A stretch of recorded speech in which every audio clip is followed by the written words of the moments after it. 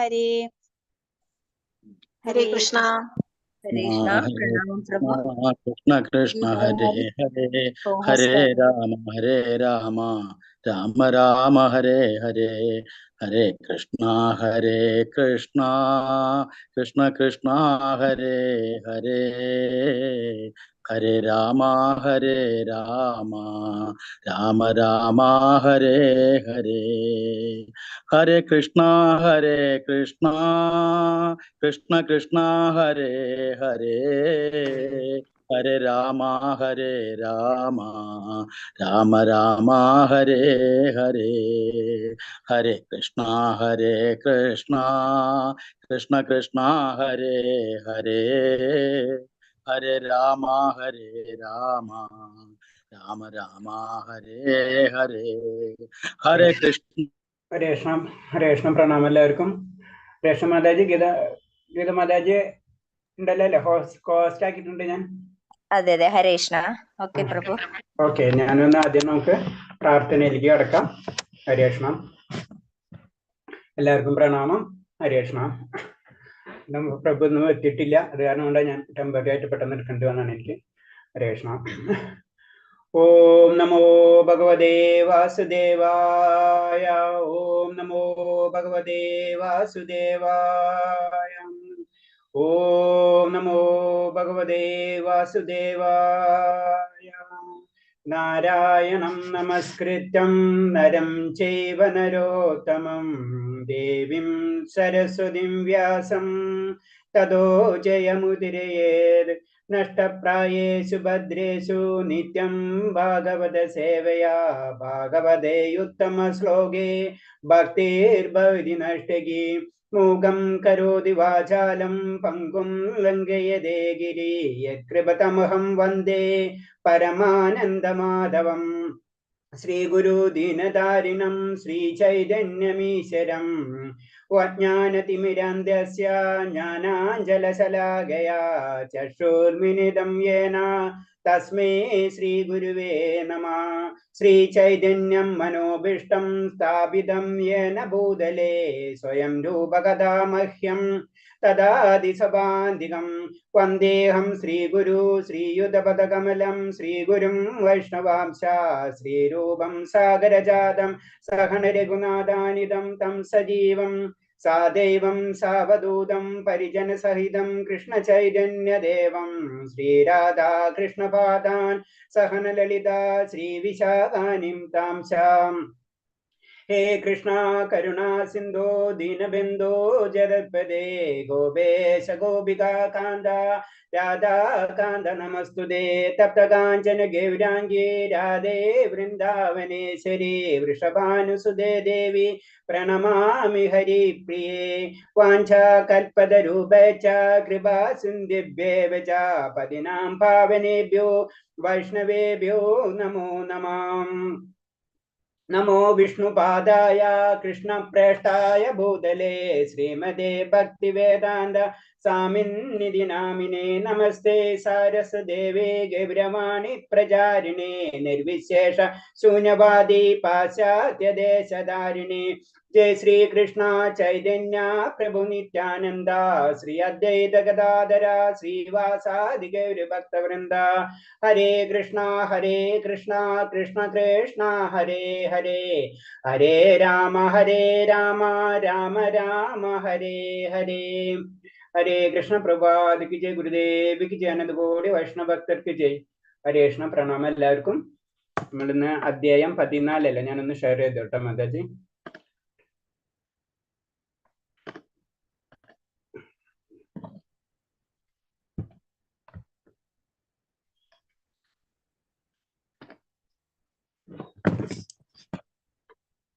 എല്ലാവർക്കും കാണാല്ലോ അല്ലേ? 14 മാതാജി വന്നല്ലേ?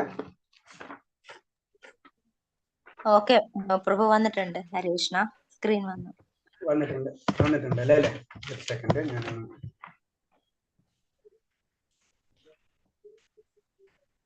നമ്മള് ഇന്നത്തെ അധ്യായത്തിന്റെ പേര് 14ാമത്തെ അധ്യായമായി ഭൗതിക പ്രകൃതിയുടെ ത്രിഗുണങ്ങൾ. അതാണ്. കാരണം എന്ന് വെച്ച് കഴിഞ്ഞാൽ നമുക്കറിയാം, നമുക്ക് ഭഗവതയില് ബേസിക് ആയിട്ട് 3 സെക്ഷൻ ഉണ്ട്. ആദ്യത്തേത് അറിയാല, എന്താണ് കർമ്മയോഗം അല്ലെ, 6 അധ്യായം. പിന്നത്തെ 6 അധ്യായം ഭക്തിയോഗം. പിന്നത്തെ 6 അധ്യായം ജ്ഞാനയോഗമാണ് അല്ലെ. അപ്പൊ ഇതിൽ നമുക്ക് ശ്രദ്ധിച്ചാൽ ഓരോരോ അധ്യായങ്ങൾ പോകുമ്പോൾ ശ്രദ്ധിച്ചാൽ അറിയാം, നമുക്ക് വിജ്ഞാനം കിട്ടേണ്ട അങ്ങനത്തെ ശ്ലോകങ്ങളും അങ്ങനത്തെ അധ്യായങ്ങളാണ് കൂടുതൽ പറഞ്ഞു വരുന്നത്. അപ്പൊ ഇതുപോലെ തന്നെ ഇത് അധ്യായം പറയുന്നത് ഭൗതിക പ്രകൃതിയുടെ ത്രിഗുണങ്ങൾ. അപ്പൊ ഭൗതിക പ്രകൃതിക്ക് 3 ഗുണങ്ങൾ ഉണ്ടെന്ന് നമുക്ക് അറിയാം. കാരണം എന്ന് വെച്ച് കഴിഞ്ഞാല് നമുക്കറിയാം ഭഗവാന്റെ തന്നെ 3 ശക്തികൾ ഉണ്ടെന്ന് അറിയാലോ അല്ലെ. ഭൗതിക പ്രകൃതിയുടെ ബഹിരംഗ ശക്തി, ആന്തരിക ശക്തി എന്ന് പറയും. അതുപോലെ തന്നെ തടസ്സ ശക്തി എന്ന് പറഞ്ഞ 3 ശക്തികളുണ്ട്.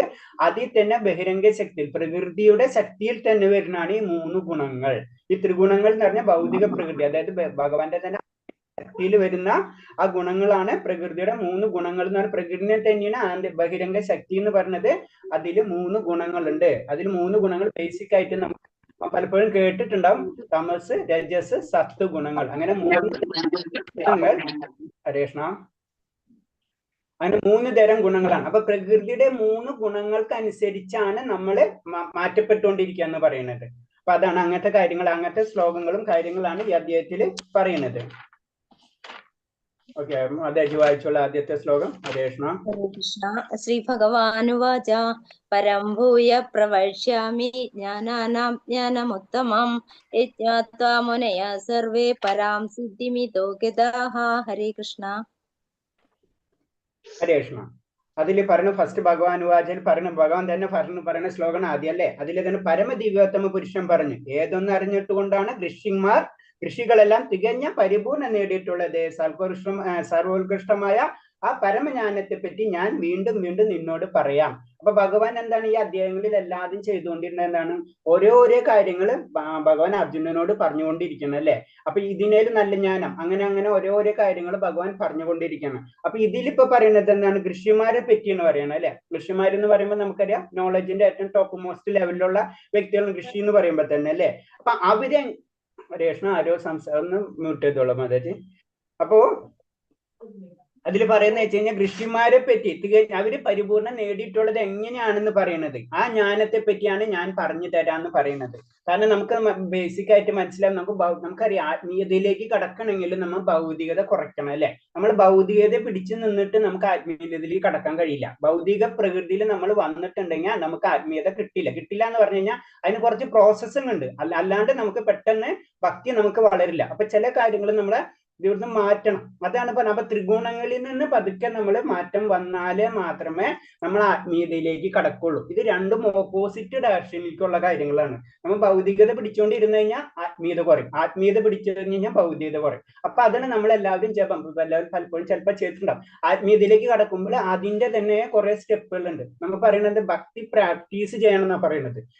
നമ്മുടെ ഉള്ളിൽ എല്ലാവരും ഭക്തി ഉണ്ടെങ്കിലും നമ്മൾ എന്താണ് ഭക്തി പ്രാക്ടീസ് ചെയ്യണം. നമ്മൾക്കുള്ള എന്തൊരു കഴിവുണ്ടെങ്കിലും നമ്മളത് പ്രാക്ടീസ് ചെയ്യാണ്ട് നമുക്കത് ഡെവലപ്പ് ചെയ്യാൻ പറ്റില്ല. അതേപോലെ തന്നെയാണ് ഭക്തി. നമ്മുടെ എല്ലാവരുടെ ഉള്ളിൽ ഇൻബിൽറ്റ് ആയിട്ട് ഭക്തി ഉണ്ട്, പക്ഷെ അത് നമ്മൾ ഡെവലപ്പ് ചെയ്തെടുക്കും. അതിന് ആചാര്യപരമ്പര ആചാര്യന്മാര് പറഞ്ഞിട്ടുള്ള ആ മാർഗത്തിൽ കൂടെ നമുക്ക് നടക്കാന്ന് മാത്രമേ ഉള്ളൂ അല്ലെ. നമ്മൾ അതേപോലെ തന്നെ ഭൗതിക കാര്യങ്ങളും അങ്ങനെ തന്നെയാണ് അല്ലെ. ടീച്ചേഴ്സ്, നമ്മൾ സയൻസ് ടീച്ചേഴ്സ് പറയുന്നത് അനുസരിച്ച് നമ്മൾക്ക് അതുപോലെ പഠിക്കാൻ നമ്മളെ സയൻസിൽ ടോപ്പ് മോസ്റ്റ് ലെവലിലെത്തും എന്ന് പറഞ്ഞ പോലെ തന്നെ ആത്മീയതയും ആചാര്യപരമ്പര അവരെ ആ സത്യത്തെ അറിഞ്ഞ വ്യക്തികളാണ് അതിലേക്ക്. അപ്പൊ ഇതിൽ പറയുന്ന പോലെ ഋഷിമാരെ പറ്റിയാണ് അല്ലെ. ഋഷിമാരെന്ന് പറയുമ്പോൾ ഏറ്റവും ടോപ്പ് ഫസ്റ്റ് ജ്ഞാനമുള്ള വ്യക്തികളാണ്.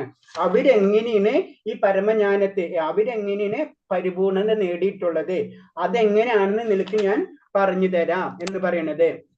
കാരണം ഇതിൽ പറയുന്ന ഒരു പോയിന്റ് എന്ന് വെച്ച് കഴിഞ്ഞാൽ പ്രകൃതിയുടെ ത്രിഗുണങ്ങൾ എന്തെല്ലാമെന്ന് അങ്ങനെ പ്രവർത്തിക്കുമെന്നും ആത്മാവിനാവ് കുടുക്കിൽ ഉൾപ്പെടുത്തുമെന്ന് മോചിപ്പിക്കുന്ന ഏത് വിധത്തിലാണെന്നും ഈ അധ്യായത്തിൽ പരമപുരുഷൻ വിവരിക്കുന്നു. ഈ നമ്മളെ ഭൗതിക പ്രകൃതിയുടെ ശക്തികൾ എങ്ങനെയാണ് ഈ ആത്മാവിനെ ഭൗതികതയിൽ കുടുക്കിയിടുന്നെന്നാണ് പറയുന്നത്. അതെങ്ങനെയാണെന്ന് ഞാൻ ഈ അധ്യായത്തിൽ പറഞ്ഞു തരാം. അതായത് ഭഗവാൻ പറഞ്ഞു തരുന്നതാണിത്.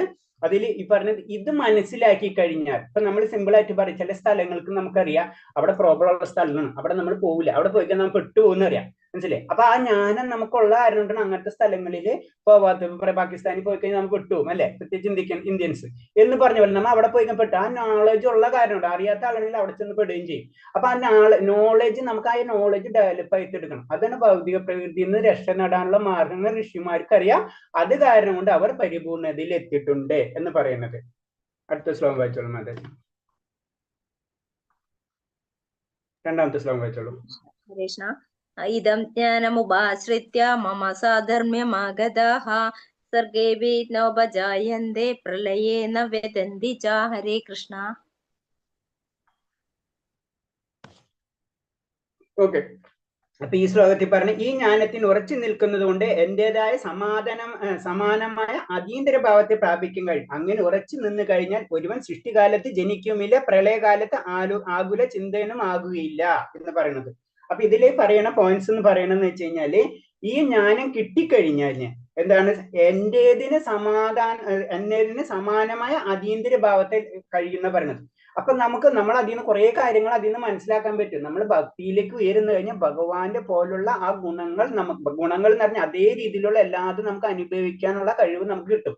അപ്പൊ അങ്ങനത്തെ കാര്യങ്ങളാണ് നമ്മൾ അതിൽ നിന്ന് ഒരേ പോയിന്റ്സിൽ ഡീറ്റെയിൽ ആയിട്ട് എടുത്ത് നോക്കുമ്പോൾ എന്റേതിന് സമാനമായ അതീന്ദ്ര ഭാവം. അപ്പൊ ഭഗവാൻ എന്ന് പറഞ്ഞാൽ അതീന്ദ്ര ഭാവത്തിൽ അത് നമ്മൾ ഭഗവതില് 1 പ്രാവശ്യം 10 പ്രാവശ്യം 100 പ്രാവശ്യം കേട്ടാലും നമുക്കത് മനസ്സിലാവാത്തതിന്റെ കാര്യങ്ങളാണ്. ഇങ്ങനെ ഒരേ കാര്യങ്ങൾ വലിയ വലിയ ആചാര്യന്മാര് പറയുമ്പോൾ ചില ശബ്ദങ്ങൾ നമുക്ക് കേൾക്കുമ്പോൾ ഇങ്ങനെയും കൂടെ അതിന് മീനിങ്ങൾ ഉണ്ട് നമുക്ക് മനസ്സിലാവാം. അങ്ങനെ പല കാര്യങ്ങളും നമുക്ക് ഇത് പഠിക്കാൻ പറ്റും. അപ്പൊ നമ്മൾ ഒരിക്കലും ഭഗവത പഠനം ഞാൻ പഠിച്ചു കഴിഞ്ഞാൽ നമുക്ക് ഒരിക്കലും പരിപൂർണ്ണ ആവില്ല.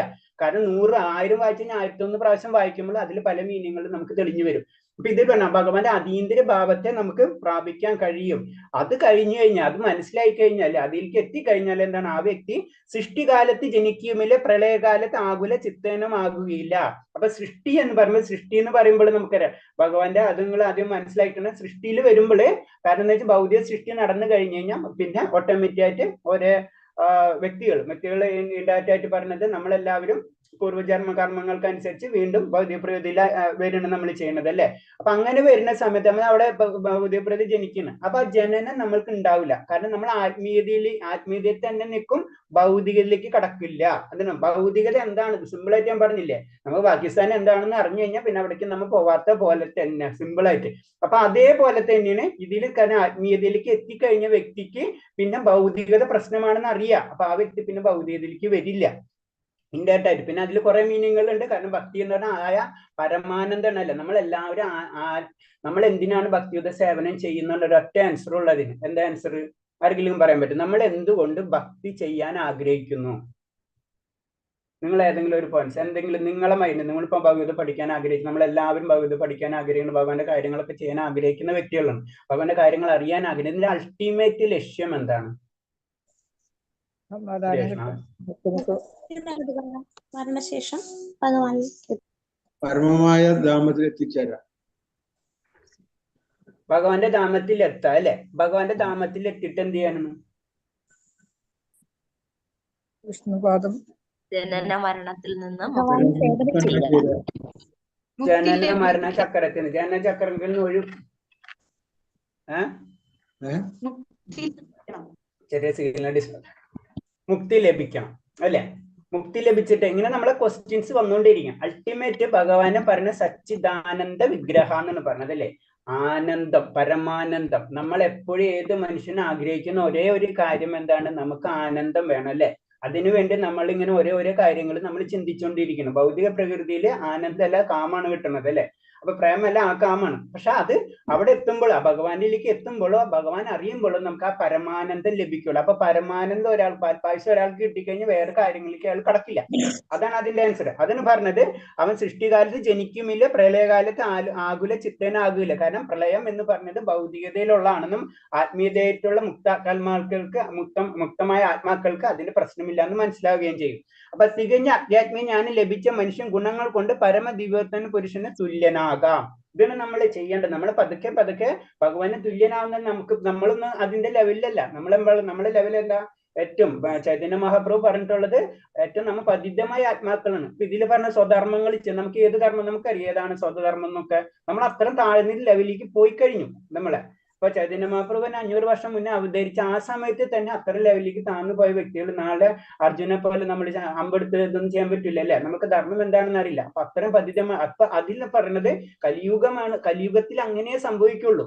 അപ്പൊ എന്താണ് ആ സമയത്താണ് ഭഗവാന്റെ നാമം മാത്രമുള്ള ഏറ്റവും ഇമ്പോർട്ടൻസ്. അതിന് നാമജപത്തിന് കലിയുഗത്തിലെ ധർമ്മമായ ആ നാമം നമ്മ ജപിക്കണം എന്ന് പറയുന്ന പോയിന്റ്സ് അതാണ്. അവിടെ നിന്നാണ് പതുക്കെ നമുക്ക് പ്യൂരിഫിക്കേഷൻ കിട്ടുന്നത്. അപ്പൊ നാമജപം നാളെ ഞാൻ രാമനാമം വെച്ച് നാളെ തന്നെ ഭഗവാന് കിട്ടണം എന്നല്ല എന്റെ മീനിങ്. നമ്മൾ പതുക്കെ പതുക്കെ നമ്മൾ പ്യൂരിഫിക്കേഷൻ ആയിക്കൊണ്ടിരിക്കണം. അതാണ് നമ്മൾ പിന്നെ അപ്പൊ അതിന് അപ്പൊ അതിൽ കണക്ട് ആയിട്ട് വരുന്നതാണ് സത്യ രജസ്. നമ്മളെ ആദ്യത്തെ ഗുണം എന്താണ്? ശൂദ്രഗുണം. അതായത് ശൂദ്രഗുണം എന്ന് പറയുമ്പോൾ ഇൻഡയറക്റ്റ് ആയിട്ട് പറയുന്ന തമസ്, സത്ത്, രജസ്, സത്ത്, അങ്ങനെ 3 ഗുണങ്ങളാണ് പ്രകൃതിക്കുള്ളത്. അപ്പൊ അതിനെ പറ്റിയാണ് ഇതിൽ പറയുന്നത്. പിന്നെ ഇത്തിരി അടുത്ത ശ്ലോകം വായിച്ചോളൂ മാതാജി. ഹരേ കൃഷ്ണ. പ്രഭു മൂന്നാമത്തെയാണോ? നാലാമത്തെ. ഹരേ കൃഷ്ണ. സർവയോനിഷു കൗന്ദേയ മൂർത്തയാ സംഭവന്തിയാ താസാം ബ്രഹ്മ മഹദ്യോനിരഹം ബീജപ്രദപിത. ഹരേ കൃഷ്ണ. ഹരേ കൃഷ്ണ. ഇതിന് പറയുന്നത്, ഹേ കുന്തിപുത്ര, ജ്ഞാനരൂപമുള്ള ജീവവർഗങ്ങൾക്കെല്ലാം ഈ ഭൗതിക പ്രകൃതിയിൽ ജന്മമെടുക്കാൻ അവസരം നൽകിയത് ഞാനാണ്. അവയുടെ ബീജപ്രദമായ പിതാവും ഞാൻ തന്നെ എന്ന് അറിയണം എന്ന് പറയുന്നത്. അതായത് ഇത് നമ്മൾ ഇത്രയും ചിന്തിച്ചാൽ മതി. എല്ലാത്തിന്റെ കാരണങ്ങൾക്ക് കാരണം ആരാ? ഭഗവാനാണ്. അപ്പൊ ആ പോയിന്റ് തന്നെ ക്ലിയർ ആവും. അപ്പൊ ഇതിന് അവയുടെ ബീജപ്രദ, എല്ലാ ജന്മങ്ങൾക്കും എല്ലാത്തിന്റെ കാരണം ഞാൻ തന്നെയാണ്. അതിന് ബീജപ്രദമായ പിതാവും ഞാൻ തന്നെയെന്ന് ഭഗവാൻ പറയുന്നത്. പിന്നെ നമ്മൾ ഒരു കാര്യം ഇതിൽ പറയുന്ന പോയിന്റ്സ് എന്ന് പറയുന്നത്, ഭൗതികതയും ആത്മീയവുമായുള്ള പ്രകൃതിയുടെ സംയോഗമാണ് ജീവസത്തകൾ എന്ന് പറയുന്നത്. അപ്പൊ ഭഗവാന്റെ 3 ശക്തികൾ ഉണ്ടെന്ന് പറഞ്ഞില്ല ഞാൻ.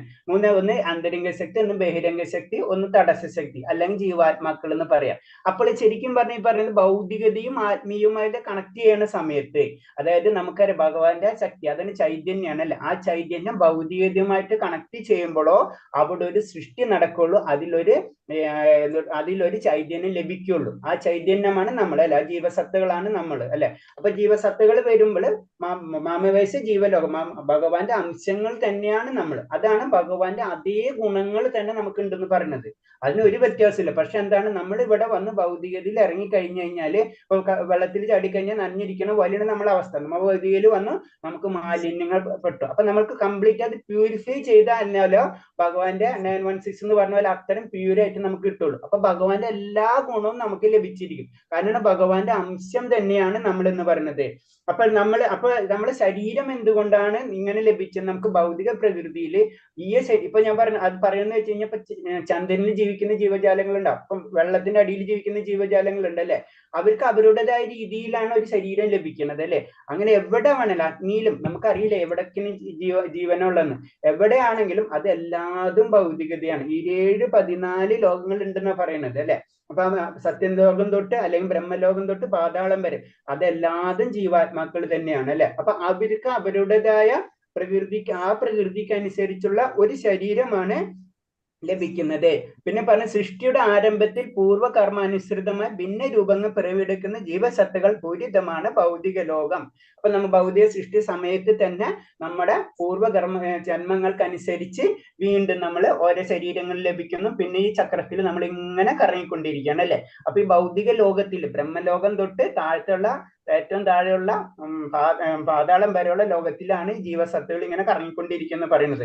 അപ്പോ നമ്മൾ ഉയരുന്നതിനനുസരിച്ച് നമുക്ക് എന്താണ് ആത്മീയതയിലേക്ക് കടക്കാൻ പറ്റി. ഭൗതിക ലോകത്തിൽ നമ്മൾ ആത്മീയതയിലേക്ക് കടക്കണം. അല്ലെങ്കിൽ വീണ്ടും നമ്മൾ എന്താണ് സൃഷ്ടി വരുമ്പോ വീണ്ടും നമ്മൾ ഇങ്ങനത്തെ ഏതെങ്കിലും ലോകത്തിലും ഭൗതിക ലോകത്തിൽ ഇപ്പൊ ചിലപ്പോൾ നമ്മളെ നല്ല കർമ്മങ്ങളാണെന്ന് വെച്ചാൽ ചിലപ്പോൾ ദേവലോകത്തില് മുകളിലേക്കുള്ള ലോകങ്ങൾ പറയുമ്പോ ഭൂർലോകം, സ്വർഗ്ഗലോകം, പിന്നെ തപോലോകം, ചന്നലോകം, അങ്ങനെ സത്യലോകം വരെയുള്ള ഏതെങ്കിലും ലോകം, താഴത്തെ വിതളം, സതളം അങ്ങനെ പറഞ്ഞിട്ടുള്ള പാതാളം ലോകത്തിലേക്ക് നമ്മൾ ഇങ്ങനെ ഇറങ്ങിക്കൊണ്ടിരിക്കുന്ന പറയുന്നത്. അപ്പൊ നമ്മൾ അൾട്ടിമേറ്റ് പറഞ്ഞു വരുന്നത് നമ്മളെ കർമ്മങ്ങള് നമ്മൾ എത്രയും പ്യൂറായിട്ട് ഭഗവാന്റെ നാമം ജപിച്ച് പ്യൂരിഫൈ ചെയ്തിട്ട് നമ്മൾ പതുക്കെ കൊണ്ട് അതേ നമുക്കിപ്പോ ചെയ്യാൻ പറ്റുള്ളൂ അല്ലെ. നമുക്കറിയാലല്ലോ. അപ്പൊ നമ്മളൊരു പൂജാരിനെ വിളിച്ചു കഴിഞ്ഞു കഴിഞ്ഞാൽ, ഇപ്പൊ നമ്മുടെ നാട്ടിലുള്ള നമ്മളെ സാധാരണ രീതി ചിന്തിച്ചത് ബാക്കി എല്ലാം വിട്ടുകൾ നമ്മൾ കിട്ടുന്ന ദ്രവ്യങ്ങള് പ്യൂറാണോ അല്ല. നമ്മളൊരു പൂജാരിക്ക് പ്യൂരിറ്റി ഉണ്ടാവും, അയാൾക്ക് മന്ത്രങ്ങൾ കറക്റ്റായിട്ട് അറിയണമെന്നില്ല. 99% അറിയില്ല, 1% ചിലപ്പോൾ അറിയാമായിരിക്കും. അങ്ങനെ എല്ലാവരും എന്നല്ല പറഞ്ഞത്, വളരെ വരില്ല. അപ്പൊ നമുക്ക് അത്തരം പെർഫെക്ഷൻസ് നമ്മൾ കുറഞ്ഞു. വേദങ്ങൾ എന്ന് പറഞ്ഞാൽ മന്ത്രങ്ങൾ അതിന് ഭയങ്കര പവർഫുൾ ആണ്. അത് കറക്റ്റായിട്ട് ഉച്ചാരണ ശക്തിയോടുകൂടി അത് ചോദിക്കണം, അല്ലെങ്കിൽ അതിന്റെ മീനിങ് അതിന്റെ പവറും അതൊക്കെ പ്രശ്നങ്ങളാണ് വരുന്നത്. അതിന് കലിയുഗത്തിന്റെ പ്രത്യേകത അത് പറഞ്ഞു. അപ്പൊ നമ്മളെ ലക്ഷ്യം എന്ന് പറഞ്ഞത് അൾട്ടിമേറ്റ് എന്താണ്? ആ ഏറ്റവും പ്യൂർ ഫോം ആയിട്ടുള്ളത് ആ നാമ ഗുണ ലീല. ഭഗവാന്റെ നാമമായാലും ഗുണമായാലും ലീലകളെല്ലാതും ഭഗവാൻ ഒന്ന് തന്നെയാണ്. അത് നമുക്ക് മനസ്സിലാകത്തണം. ആ ലെവല് അതീന്ദ്ര ലെവലാണ്. അല്ലെങ്കിൽ ഭഗവാൻ എങ്ങനെ നമ്മളെ കാര്യങ്ങൾ ഭഗവാൻ മനസ്സിലാക്കുന്നത്? നമ്മൾ അങ്ങനെ ചിന്തിച്ചാൽ മതി. അതിനായ ലെവല് നമ്മൾ അചിന്ത്യൻ എന്ന് പറയുന്നു. ഭഗവാന്റെ ശക്തിനെ പറ്റി നമുക്ക് ചിന്തിക്കാൻ കഴിയില്ല. അടുത്ത 5ാമത്തെ ശ്ലോകം വായിച്ചോളൂ. ഹരേ കൃഷ്ണ. സത്വം രജസ്തമൈതി ഗുണ പ്രകൃതി സംഭവാഃ നിബധ്നന്തി മഹാബാഹോ ദേഹേ ദേഹിനമവ്യയം. ഹരേ കൃഷ്ണ. ഹരേ കൃഷ്ണ. അപ്പൊ എന്താണ് ഇനി എന്താണ് ഭൗതിക പ്രകൃതിയിൽ ത്രിഗുണങ്ങൾ എന്ന് പറയുന്ന ശ്ലോകമാണ് പറയുന്നത്. ഹേ മഹാബോഹ അർജുന, 3 ഗുണങ്ങൾ അടങ്ങിയതാണ് ഭൗതിക പ്രകൃതി. ഭൗതിക പ്രകൃതി എന്ന് പറഞ്ഞാൽ എന്താണ്? 3 ഗുണങ്ങളാണ്. സത്ത്, രജസ്, തമസ്. ശാശ്വതായ ജീവാത്മാവിനെ പ്രകൃതി സംയോഗം ഉണ്ടാകുന്നതോടെ ഈ ഗുണങ്ങളാൽ ബന്ധനാകുന്നു എന്ന് പറഞ്ഞു. അപ്പൊ ഇതില് ത്രിഗുണങ്ങൾ എന്ന് പറയുമ്പോ സത്വഗുണം, രജസ് ഗുണം, തമസ് ഗുണം. സാത്വികമായിട്ടുള്ള നല്ല ഗുണം, ജനറൽ ആയിട്ട് പറയും നല്ല ഗുണങ്ങളൊക്കെ സാത്വികമായിട്ടുള്ള ഗുണങ്ങൾ എന്ന് പറയും. രജസ് 17 താഴെ, തമസ് 17 താഴെ. രജസ് എന്ന് പറയുമ്പോൾ നമുക്ക് ആഗ്രഹങ്ങൾ, വളരെയധികം ആഗ്രഹങ്ങളായിരിക്കും. നമ്മളിപ്പോ പറയുമ്പോൾ 99% രജോ ഗുണമുള്ള ആഗ്രഹം, അത്യാഗ്രഹങ്ങളായിരിക്കും. നമ്മൾ ഒരാഗ്രഹം തീരില്ല. അതിനു വേണ്ടി നമ്മൾ എന്തും പ്രവർത്തിച്ചുകൊണ്ടിരിക്കും. അത് രജസ്. തമസ് എന്ന് പറയുമ്പോൾ അവരുടെ ചിന്താഗതി തന്നെ നേരെ ഓപ്പോസിറ്റ്. സത്യത്തിന്റെ നേരെ ഓപ്പോസിറ്റ് ആയിരിക്കും തമസ് എന്ന് പറയുന്നത്. അവര് ഒരിക്കലും വസ്ത്രം താഴ്ന്ന അവര് പറയുന്നതെന്ന് വെച്ച് കഴിഞ്ഞാൽ അടുത്ത ജന്മങ്ങൾ ഉണ്ടെങ്കിൽ അവർക്ക് ഓട്ടോമാറ്റിക് ആയിട്ട് മൃഗം ആ ലെവലിലേക്ക് അവർക്ക് താന്നു പോകുന്നത് അതിന്റെ തമസ്. അപ്പൊ നമ്മൾ എല്ലാവരും എന്താ ചെയ്യേണ്ടത്? അൾട്ടിമേറ്റ് പതുക്കെ സാത്വിക ഗുണത്തിലേക്ക് നമ്മൾ ഉയരണം. അങ്ങനെ ഉയർന്നു കഴിഞ്ഞ് ഭഗവാന്റെ ലെവലിൽ എത്തുമ്പോൾ അത് വിശുദ്ധ സത്വഗുണം എന്നാ പറയുന്നത്. അവിടെ നിന്ന് വിശുദ്ധ സത്വഗുണത്തിൽ എത്തിയാലും നമുക്ക് ഭക്തിയിലേക്ക് ഉയരാൻ കഴിയുള്ളൂ. അപ്പൊ ഇതൊരു പ്രോസസ്സാണ്. നമ്മൾ 1ാം ക്ലാസ്, 2ാം ക്ലാസ്, 3ാം ക്ലാസ് എന്ന് പറഞ്ഞ പോലെ നമ്മളിത് പഠിച്ച് ഉയരണം. എന്നാലേ നമുക്ക് ഭഗവാന്റെ പ്രേമം, കാമത്തിൽ നിന്ന് പ്രേമത്തിലേക്ക് മാറണം എന്നാ പറയാം. കാമം എന്ന് പറഞ്ഞു കഴിഞ്ഞാൽ ഭൗതിക പ്രകൃതി, പ്രേമം എന്ന് പറഞ്ഞാൽ ആധ്യാത്മിക പ്രകൃതി. ആ ലെവലിലേക്ക് നമ്മൾ ഉയരുന്ന പറയുന്നത്. അപ്പൊ ഇതിൽ പറഞ്ഞ അഭൗതികനായ ജീവാത്മാവിന് ഭൗതിക പ്രകൃതി യാതൊരു ബന്ധവുമില്ല. ശരിക്കും പറഞ്ഞാൽ നമ്മുടെ ജീവാത്മാവ് എന്ന് പറയുമ്പോൾ ആത്മീയം വന്നതിലല്ലേ, ആത്മാവിന് ഭൗതികമായിട്ട് ബന്ധമില്ല എന്നാ പറയുന്നത്. അതാണ്, അത് നമ്മൾ മനസ്സിലാക്കണം. നമ്മളെ വീടല്ലത്. നമ്മൾ പറയും നമ്മൾ ടെമ്പററി ആയിട്ട് ഇവിടെ വന്നിരിക്കുന്ന പോലെ, ഇത് നമ്മളായിട്ട് ബന്ധമില്ലാത്ത ഒരു സ്ഥലം. പക്ഷെ നമ്മൾ എന്തോ കാരണം കൊണ്ട് നമ്മളിവിടെ വന്നു കഴിഞ്ഞു. നമ്മൾ അറിയാണ്ട് പല സ്ഥലത്തും ചെന്ന് പെടുന്ന പോലെ നമ്മളിവിടെ വന്നു കഴിഞ്ഞു. അപ്പൊ അവിടുത്തെ നിയമങ്ങൾ നമ്മൾ ഏതെങ്കിലും ഒരു നിയമം പാലിച്ചാൽ അവിടെ ജീവിക്കാൻ തന്നെ പറ്റുള്ളൂ അല്ലേ. നമ്മൾ ഭൗതികതയും അതേപോലെ തന്നെ ഇവിടെ വന്നു കഴിഞ്ഞ് 3 നിയമങ്ങളാണ് നമ്മളെ, അതായത് ഒന്നില്ലെങ്കിൽ സത്തായിരിക്കും, അല്ലെങ്കിൽ രജസായിരിക്കും, തമസ്. ഈ 3 ഗുണങ്ങൾ നമ്മൾ കയറി അങ്ങോട്ട് പിടിക്കുന്ന പറയുന്നത്. അങ്ങനെ സിമ്പിൾ ആയിട്ട് മനസ്സിലാക്കാൻ ഞാൻ സിമ്പിൾ ആയിട്ട് പറയാന്ന് വെച്ച് കഴിഞ്ഞാൽ, നമ്മളൊരു സൂപ്പർ മാർക്കറ്റിൽ പോയി അല്ലെ. ഇപ്പൊ ചെറിയ കുട്ടികൾ സൂപ്പർ മാർക്കറ്റിൽ പോകണം, അവിടെ ഇഷ്ടത്തിന് സാധനങ്ങൾ ഇരിക്കുന്നുണ്ടാവും. ആ കുട്ടി അതിനു വേണ്ടി കരഞ്ഞുകൊണ്ടിരിക്കും. അതെന്താ? സൂപ്പർ മാർക്കറ്റിൽ പോകുന്നത്. അവിടെ ആ സ്ഥലത്തിന് അതിന്റെ പ്രത്യേകത ഉണ്ടല്ലേ. അപ്പൊ അത് വലിക്കും. അപ്പൊ കുട്ടിക്ക് എന്തെങ്കിലും വേണം. അത് തന്നെയാണ് ഭൗതിക പ്രകൃതി. അത് നമ്മളെ വലിച്ചുകൊണ്ടിരിക്കുന്നു പറയുന്നു. അത് എന്ന് മനസ്സിലാക്കി കഴിഞ്ഞാൽ ആ വ്യക്തി പരിപൂർണത ലഭിക്കും. അതാണ് അതിന്റെ പോയിന്റ്. അടുത്ത ശ്ലോകം വായിച്ചോളൂ. ഹരേ കൃഷ്ണ. തത്ര സത്വം നിർമ്മലത്വാത് പ്രകാശകമനാമയം സുഖസംഗേന ബധ്നാതി ജ്ഞാനസംഗേന ചാനഘ. ഹരേ കൃഷ്ണ. ഹരേ കൃഷ്ണ. ഇപ്പൊ ഇതിൽ പറഞ്ഞ സത്യം ഓരോ ഗുണത്തിനെ പറ്റിയുള്ള ഡീറ്റെയിൽ ആയിട്ട് പറഞ്ഞു തരുന്ന എന്താണ് സത്വഗുണം എന്ന് പറഞ്ഞ എന്താണെന്ന് പറഞ്ഞത്. സത്വഗുണം എന്ന് പറഞ്ഞ ഹേ പുണ്യാത്മാവെ, മറ്റുള്ളവയെ അപേക്ഷിച്ച് വിശുദ്ധമാകിയാൽ സത്വഗുണം പ്രകാശമാനവും എല്ലാ പാപങ്ങളിൽ നിന്നും മോചിപ്പിക്കാവുന്നതുമാണ്. ആ ഗുണത്തിൽ സ്ഥിതി ചെയ്യുന്നാൽ സുഖത്താലും ജ്ഞാനത്താലും ബദ്ധരാകപ്പെടും. അപ്പൊ എന്താ പറയുന്നത്? ഇത് ഏറ്റവും നല്ല ബെറ്റർ, അതായത് പറയില്ല ഏറ്റവും നല്ലതെന്ന് പറയാം. മറ്റുള്ളതിനെ കമ്പയർ ചെയ്യുമ്പോൾ ഇത് ബെറ്റർ ആണ്. ആ ഗുണത്തിൽ സ്ഥിതി ചെയ്യുമ്പോൾ എന്താണ്, നമുക്ക് അതിൽ വരുമ്പോൾ നമുക്ക് അറിയാണ്ട് പല സത്വഗുണത്തിൽ വരുമ്പോൾ എന്താണെന്ന് വെച്ച് കഴിഞ്ഞാല്, സാത്വിക ഗുണത്തിൽ വരുമ്പോൾ നമുക്ക് ഭൗതികമായിട്ടുള്ളതും ആത്മീയമായിട്ടുള്ള കാര്യങ്ങളിലേക്ക് പതുക്കെ നമുക്ക് ഉയർച്ച കിട്ടും, നമുക്ക് നോളജ് കിട്ടും, നമ്മളെ ക്ലേശങ്ങളൊക്കെ പതുക്കെ കുറഞ്ഞു വരും, നമുക്ക് കുറെ കാര്യങ്ങൾ മനസ്സിലാവും, സത്യം എന്താണെന്ന് കുറെ കാര്യങ്ങൾ മനസ്സിലാവും. അപ്പൊ അതില് സന്തോഷവും അപ്പൊ പറയില്ല വലിയ ആചാര്യം അല്ലെങ്കിൽ ആ ലെവലിൽ ചെയ്ത് കുറച്ചും കൂടെ നമ്മൾ നമ്മളിൽ നിന്ന് വ്യത്യാസം വന്നു തുടങ്ങും. അങ്ങനെ വരുമ്പോൾ എന്താ സംഭവിക്കുന്നത്, നമ്മൾ അറിയാണ്ട് അതിലൊരു ആനന്ദം നമുക്ക് ലഭിക്കാൻ തുടങ്ങും, അതിൽ കുടുങ്ങിപ്പോകും. അതാണ് സത്വഗുണം. അതിന് ഗുണത്തിൽ സിദ്ധി, ഞാൻ സുഖത്താലും ജ്ഞാനത്താലും ബന്ധം, എനിക്ക് എന്തോ അറിവുണ്ട്, എനിക്കൊക്കെ അൾട്ടിമേറ്റ് കമ്പാരിറ്റീവ്ലി കുറച്ച് ഗുണങ്ങൾ എനിക്ക് അറിയാണ്ട് ലഭിക്കും. നമ്മൾ ചെയ്യുമ്പോൾ നമുക്ക് ജ്ഞാനം കിട്ടുമ്പോൾ അതിനനുസരിച്ച് പ്രവൃത്തികൾ ചെയ്യും അല്ലെ. അപ്പൊ ഒരു നിയമം ഉണ്ടെങ്കിൽ ആ നിയമം നമ്മൾ പാലിക്കാൻ നോക്കും, അപ്പൊ അതിന്റെ ഗുണം നമുക്ക് ലഭിക്കും. അതെന്ന് പറയും. അങ്ങനെ വരുമ്പോൾ എന്താണ്, അത് നമ്മൾ ബന്ധസ്ഥരാക്കി കളയുന്ന പറയുന്നത്. അതിന് പറഞ്ഞത് അതിന്റെ അപ്പുറത്താണ് ഭഗവാന്റെ ശക്തി എന്ന്. ഭഗവാന്റെ ശക്തി വരും, ഭഗവാന്റെ വിശുദ്ധ സത്വഗുണം എന്ന് പറയുമ്പോൾ ഇത് കംപ്ലീറ്റ് കളയണം നമ്മളെ. അതിന് എല്ലാതും പറയുന്ന വെച്ചാൽ പാപവും പുണ്യവും കളഞ്ഞു കഴിഞ്ഞാൽ ആത്മീയതയ്ക്ക് കടക്കാൻ പറ്റുള്ളൂ. പുണ്യം ചെയ്ത് കഴിഞ്ഞാൽ മുകളിലേക്ക് പോകും, വീണ്ടും താഴത്തേക്ക് വരും. അതാണ് അതിൽ പറയുന്നത്. അപ്പൊ ഇതിന്റെ കുഴപ്പം അതിൽ പറയുന്നത്, ഇതിന്റെ കുഴപ്പം, അതായത് സത്വഗുണത്തിന്റെ കുഴപ്പം എന്ന് പറഞ്ഞു കഴിഞ്ഞാൽ താൻ മറ്റുള്ളവരെക്കാൾ ജ്ഞാനത്തിൽ മുന്നേറിയെന്നും അങ്ങനെ അവരെക്കാൾ ഉത്കൃഷ്ടനായിരിക്കുമെന്നുള്ള അഹങ്കാരം അയാളെ ബാധിച്ചിരിക്കും.